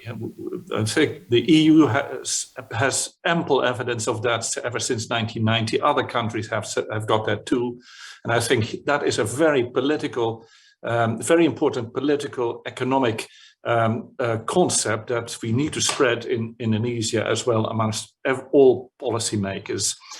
Third comment is about the energy transition. It's a very tough one, but it is also something that is already taking shape. We see it, that we can promote very, very practically by sharing the know-how that European countries, other developed economies have in carbon pricing, in the emissions trading extremes. We know all the good things. We have gone through the pitfalls in these, and so we can share a lot with Indonesia. And the very last point, sorry for taking so long, is about the forest. And here this is the asset of Indonesia. The EU has to plant 3 billion trees by the year 2030 in order to create extra carbon sink. Indonesia has already got those trees, so it's a matter of keeping them. And to complete the process of stopping deforestation, you've done a lot in Indonesia, but pull it up to the end, and after that, I think you have a wonderful track record that will also be very important reputation-wise for your country if it comes to the natural commodities. Thank you. Okay, so we have 5 more. We have Japan, UK, Ireland, Finland, and Sweden. Kenji-san, please. Well, thank you very much for giving me this floor. Just to wrap up, I think we need to encourage countries in the Indo-Pacific where economy is growing to come up with workable and realistic roadmaps to achieve their goals, and also pursue international cooperation, repeating that the importance of Article 6 of the Paris Agreement. And as you know, the Nobel Prize in Physics was awarded to researchers of climate change this year. Happened to be including Japanese-American Dr. Shukuro Manabe. And I hope that this event augurs well for success of COP26. Thank you very much. Thank you, Kenji-san. Pa Owen? Thank you very much, Pak Dino. You asked how we would get to where we needed to be at COP and how we would do it through collaboration. I would highlight 3 things. So firstly, to recognize the urgency. We are already in a world which has warmed by over 1.2 degrees Celsius since pre-industrial times, and we've committed ourselves to stopping at 1.5 if at all possible. We have very little time left to do this. The second is to use what we have, to use our collaborative shared institutions, the United Nations Framework Convention, COP26, and our other shared bodies to deliver on this. I think there's a reason why we have so many ambassadors here today and we've heard such common messages.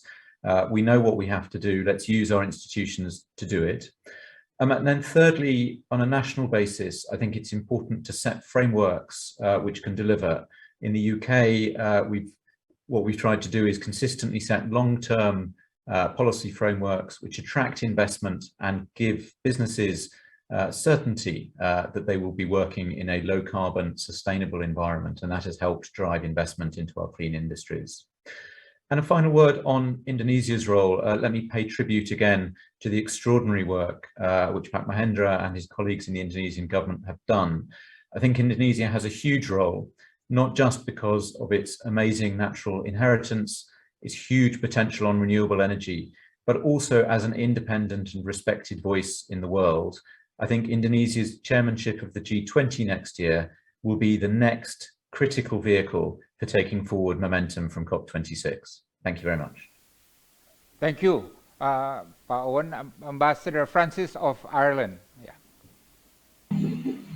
Thank you, Padino, and thank you for organizing this very interesting and very fruitful webinar.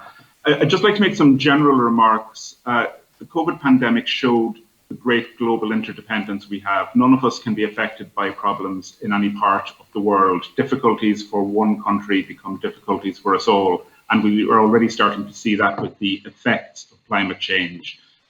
However, the global pandemic also showed the great capacity of governments to work together and to find solutions to global problems, and vaccination is the key example here.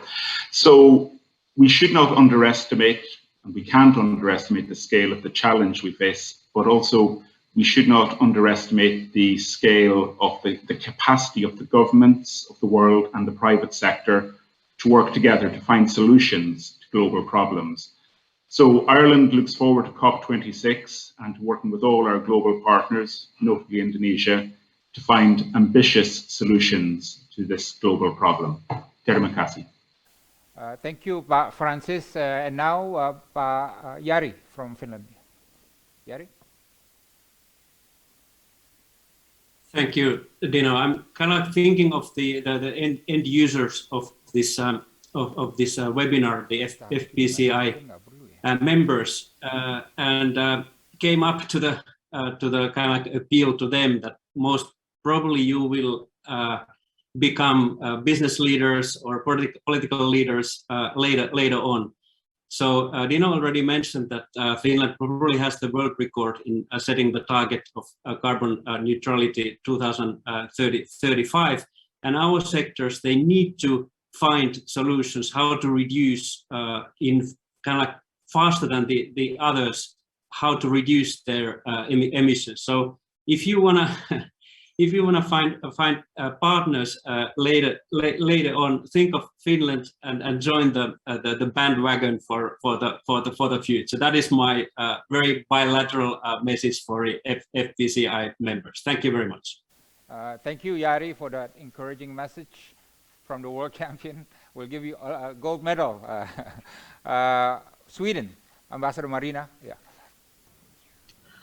Yes, thank you very much, Pactino. I'm sorry my camera doesn't work. I've tried so many different ways of fixing that, but I hope you hear me. You put a $10 million question to us, Pactino, asking us how do we ensure collaboration to keep the 1.5 degree objective. And of course, but I feel positive, not least with this event, showing that so many countries are involved. And I'm positive mainly because of three reasons. And first of all, we have a very strong global public opinion right now that will not accept anything but a positive outcome of COP26.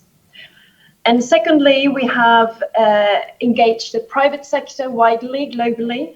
They are engaged in investing and in developing innovative and high-tech solutions to combat climate change.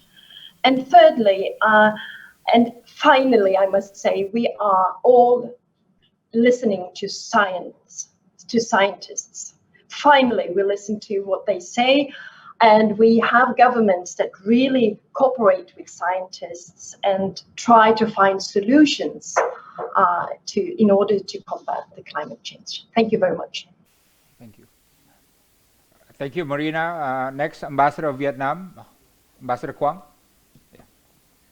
Yes, thank you, Pactino. As I mentioned before, reducing greenhouse gas emission is a matter of national interest for Vietnam.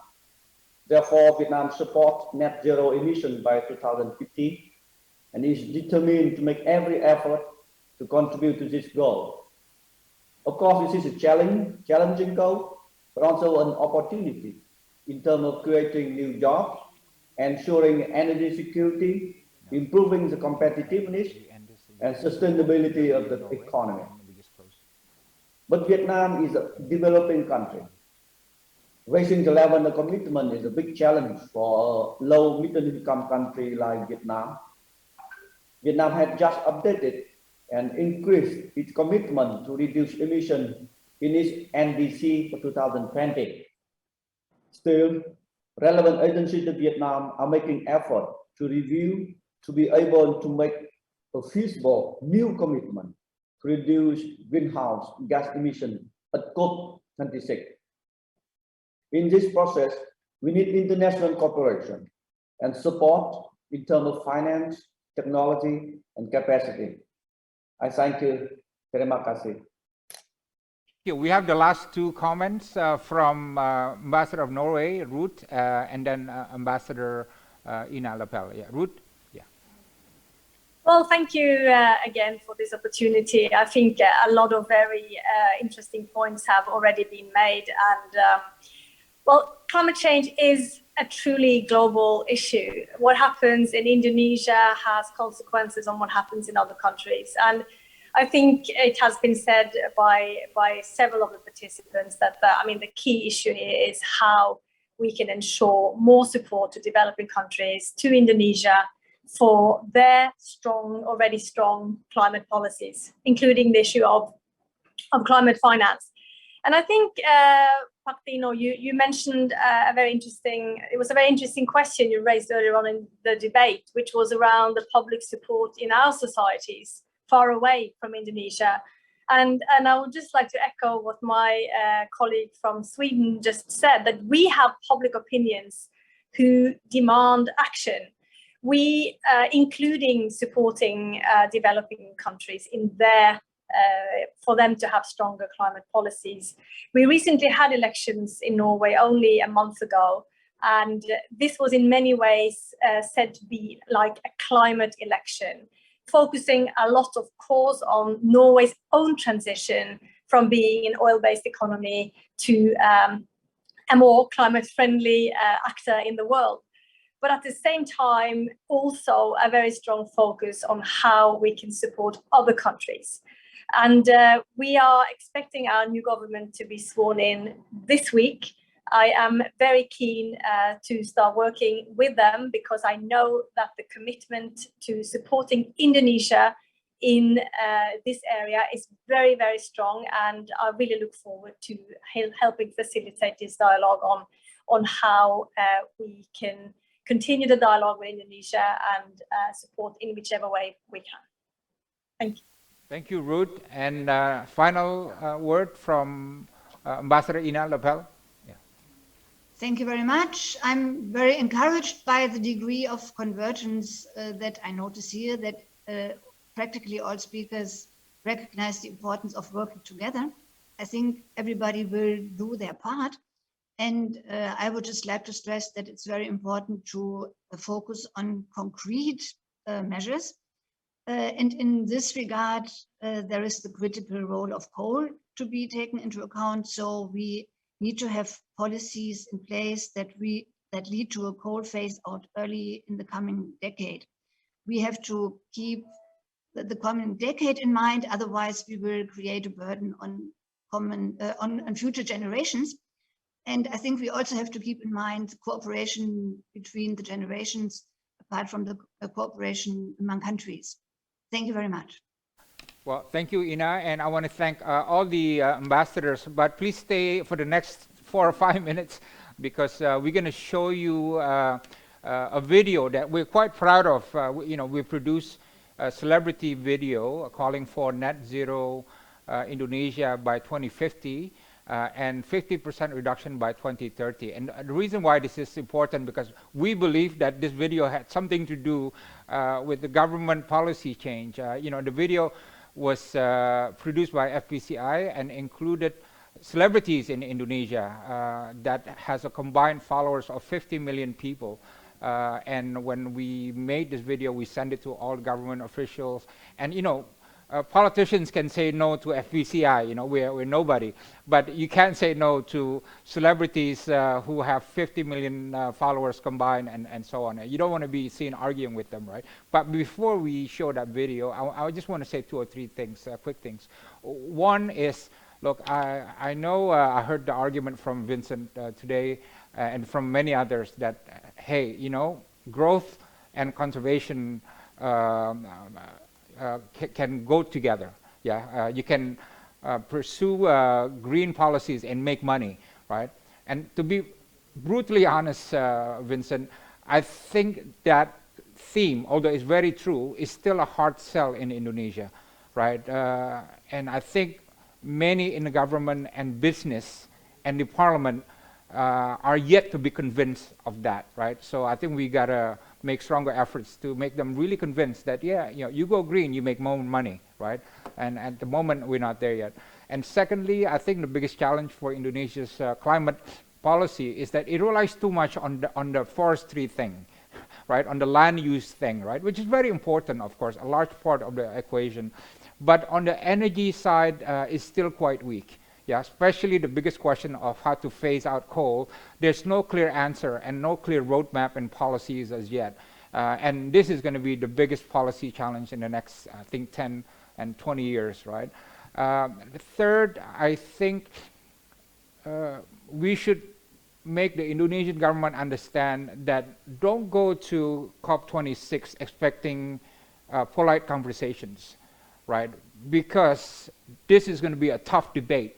Right, you're going to have to push and argue and counter-argue, and you may need to scream if you need to, right? And that's totally fine because it's such a big issue where everybody is involved and everybody needs to, take down the gloves and really get into tough arguments, right?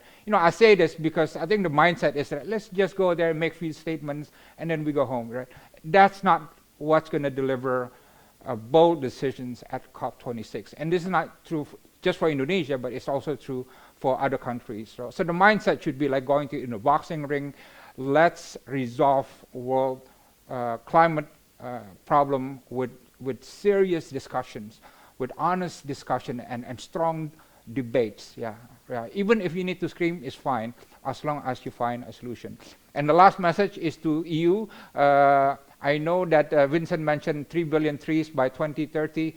As an Indonesian coming from the jungle of Sumatra, you can do a lot better than that. Yeah, I remember when I was in government, we had 1 billion trees planted in 1 or 2 years, I forget, right? And then 5 billion trees, you can check the numbers, in just several years, right? 5 billion trees in several years, right?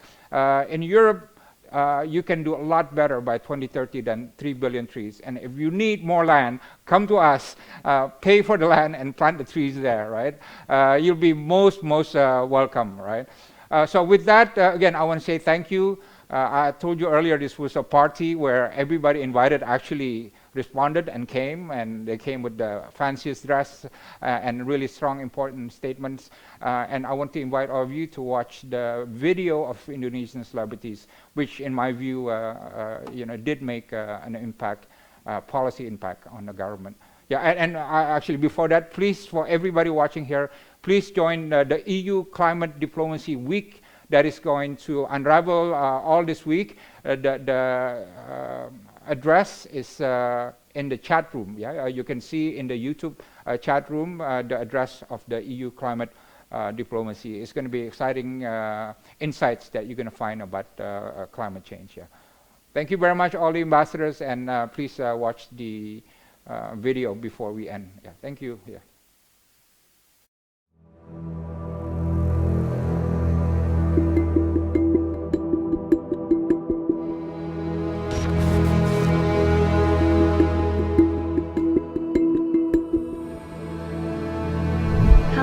Saya Mika Tambayong. Saya Krisdayanti. Saya Kalista Iskandar. Saya Reza Radian. Saya Chico Jericho. Saya Chelsea Islan. Saya Cinta Laura Kiel. Saya Dian Sastrowardoyo. Saya Wulan Guritno. Saya Julia Stel. Saya Yoshi Sudarso. Saya sangat semangat menyongsong Indonesia Emas. 100 tahunnya merdeka pada tahun 2045 nanti. Kita semua di Indonesia bermimpi dan menginginkan agar bisa mencapai tujuan Indonesia Emas di tahun 2045. Sungguh suatu capaian sejarah yang indah dan luar biasa dalam perjalanan bangsa kita. Nggak kebayang betapa hebatnya Indonesia Emas nanti. Insya Allah pada tahun 2045 saya akan mulai mewariskan Indonesia kepada putra-putri saya.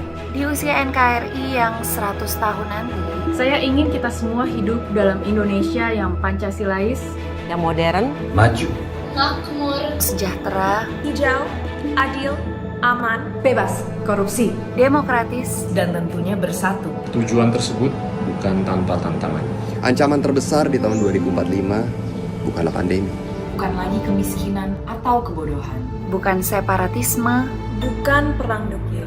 Bukan invasi militer dari luar. Ancaman terbesar bangsa Indonesia di tahun 2045 nanti, the mother of all problems adalah pemanasan global, di mana suhu bumi rata-rata akan naik 3-4 derajat Celcius. Itu adalah suhu terpanas sepanjang sejarah manusia. Suhu terpanas di bumi kita yang sudah berusia 4,5 miliar tahun. Suhu tinggi akan membuat planet bumi sakit parah. Saya tidak mau melihat Indonesia Emas dan anak-anak kita nanti hidup sengsara dalam bumi yang panas ini. Dengan perubahan cuaca yang ekstrim di mana-mana. Polusi merajalela dan membunuh puluhan juta orang. Hujan deras dan banjir di mana-mana. Gunung es di Antartika terus mencair. Air laut akan naik setinggi 1 meter. Sumber air dunia akan berkurang dengan sangat drastis. Banyak pulau yang akan tenggelam. Semakin banyak spesies punah yang disebut the sixth extinction.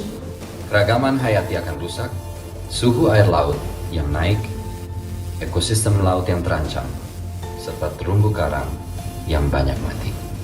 Penyakit semakin banyak menyebar, termasuk malaria. Stok pangan menurun banyak dan kekeringan di mana-mana. Banyak tanah yang akan menjadi padang pasir tandus. Dan konflik berbasis lingkungan yang meningkat juga secara drastis. Semua ini akibat ulah manusia. Namun, malapetaka ini dapat juga dicegah oleh manusia. Karena itulah, ayo kita selamatkan Indonesia dari bumi panas. Mari kita mulai mengurangi emisi gas rumah kaca Indonesia. Ayo kita kurangi emisi gas rumah kaca 50% di tahun 2030. Dan kita kurangi terus sampai akhirnya kita bisa mencapai nol emisi di tahun 2050. Ayo hijaukan ekonomi kita, jaga hutan kita. Jaga ekosistem laut kita. Kembangkan energi bersih dan kurangi segala emisi karbon dalam kehidupan kita. Sehingga Indonesia Emas 2045 akan hidup dalam bumi yang nyaman, sehat, dan bahagia.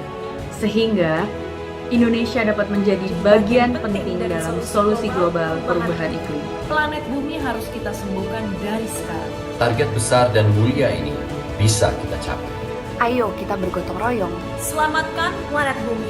Selamatkan umat manusia. Selamatkan generasi kita dan generasi seterusnya. Kita sambut Indonesia Emas yang penuh harapan.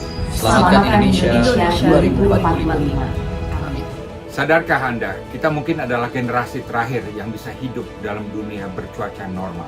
Kita juga adalah satu-satunya generasi yang bisa menyelamatkan umat manusia dari bahaya bumi mendidih yang menanti kita selamanya di depan.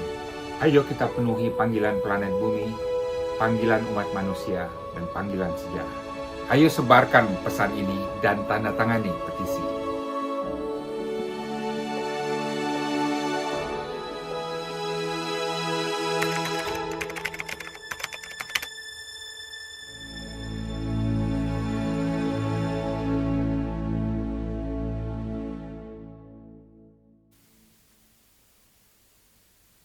Thank you to all ambassadors and representatives who have joined us today at our Ambassadors Roundtable on raising ambitions for a climate-secure future. We have heard earlier statements on climate commitments and climate actions from ambassadors from 18 countries, and what we can conclude is that, yes, we are committing to climate action right now, but what we're doing is nowhere near enough. Even if the developed countries or West countries committed to reach zero emissions by today, we won't even limit global temperature rising to only 1.5. We have to mobilize climate finance. COP26 will have to deliver and secure the money, and we have to somehow phase out coal globally by 2040 and for all developed nations to phase out coal by 2030. With this regard, I would like to invite all of our participants today to sign our petition, FPCI's petition, on change.org/darurat iklim while we call on the government of Indonesia to target net zero emissions by 2050, no later than that, and to cut our emissions by 50% by 2030. I would also like to encourage all of participants to follow FPCI in the coming weeks, especially nearing COP26. We have more climate initiatives that we will be launching.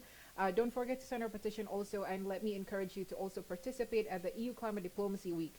You can go to climatediplomacyweek.id for more information, or social media on uni_Eropa for more information. Thank you again to all of our ambassadors who are joining here today, and also for all of our participants and viewers on YouTube. See you at the next FPCI event. Thank you.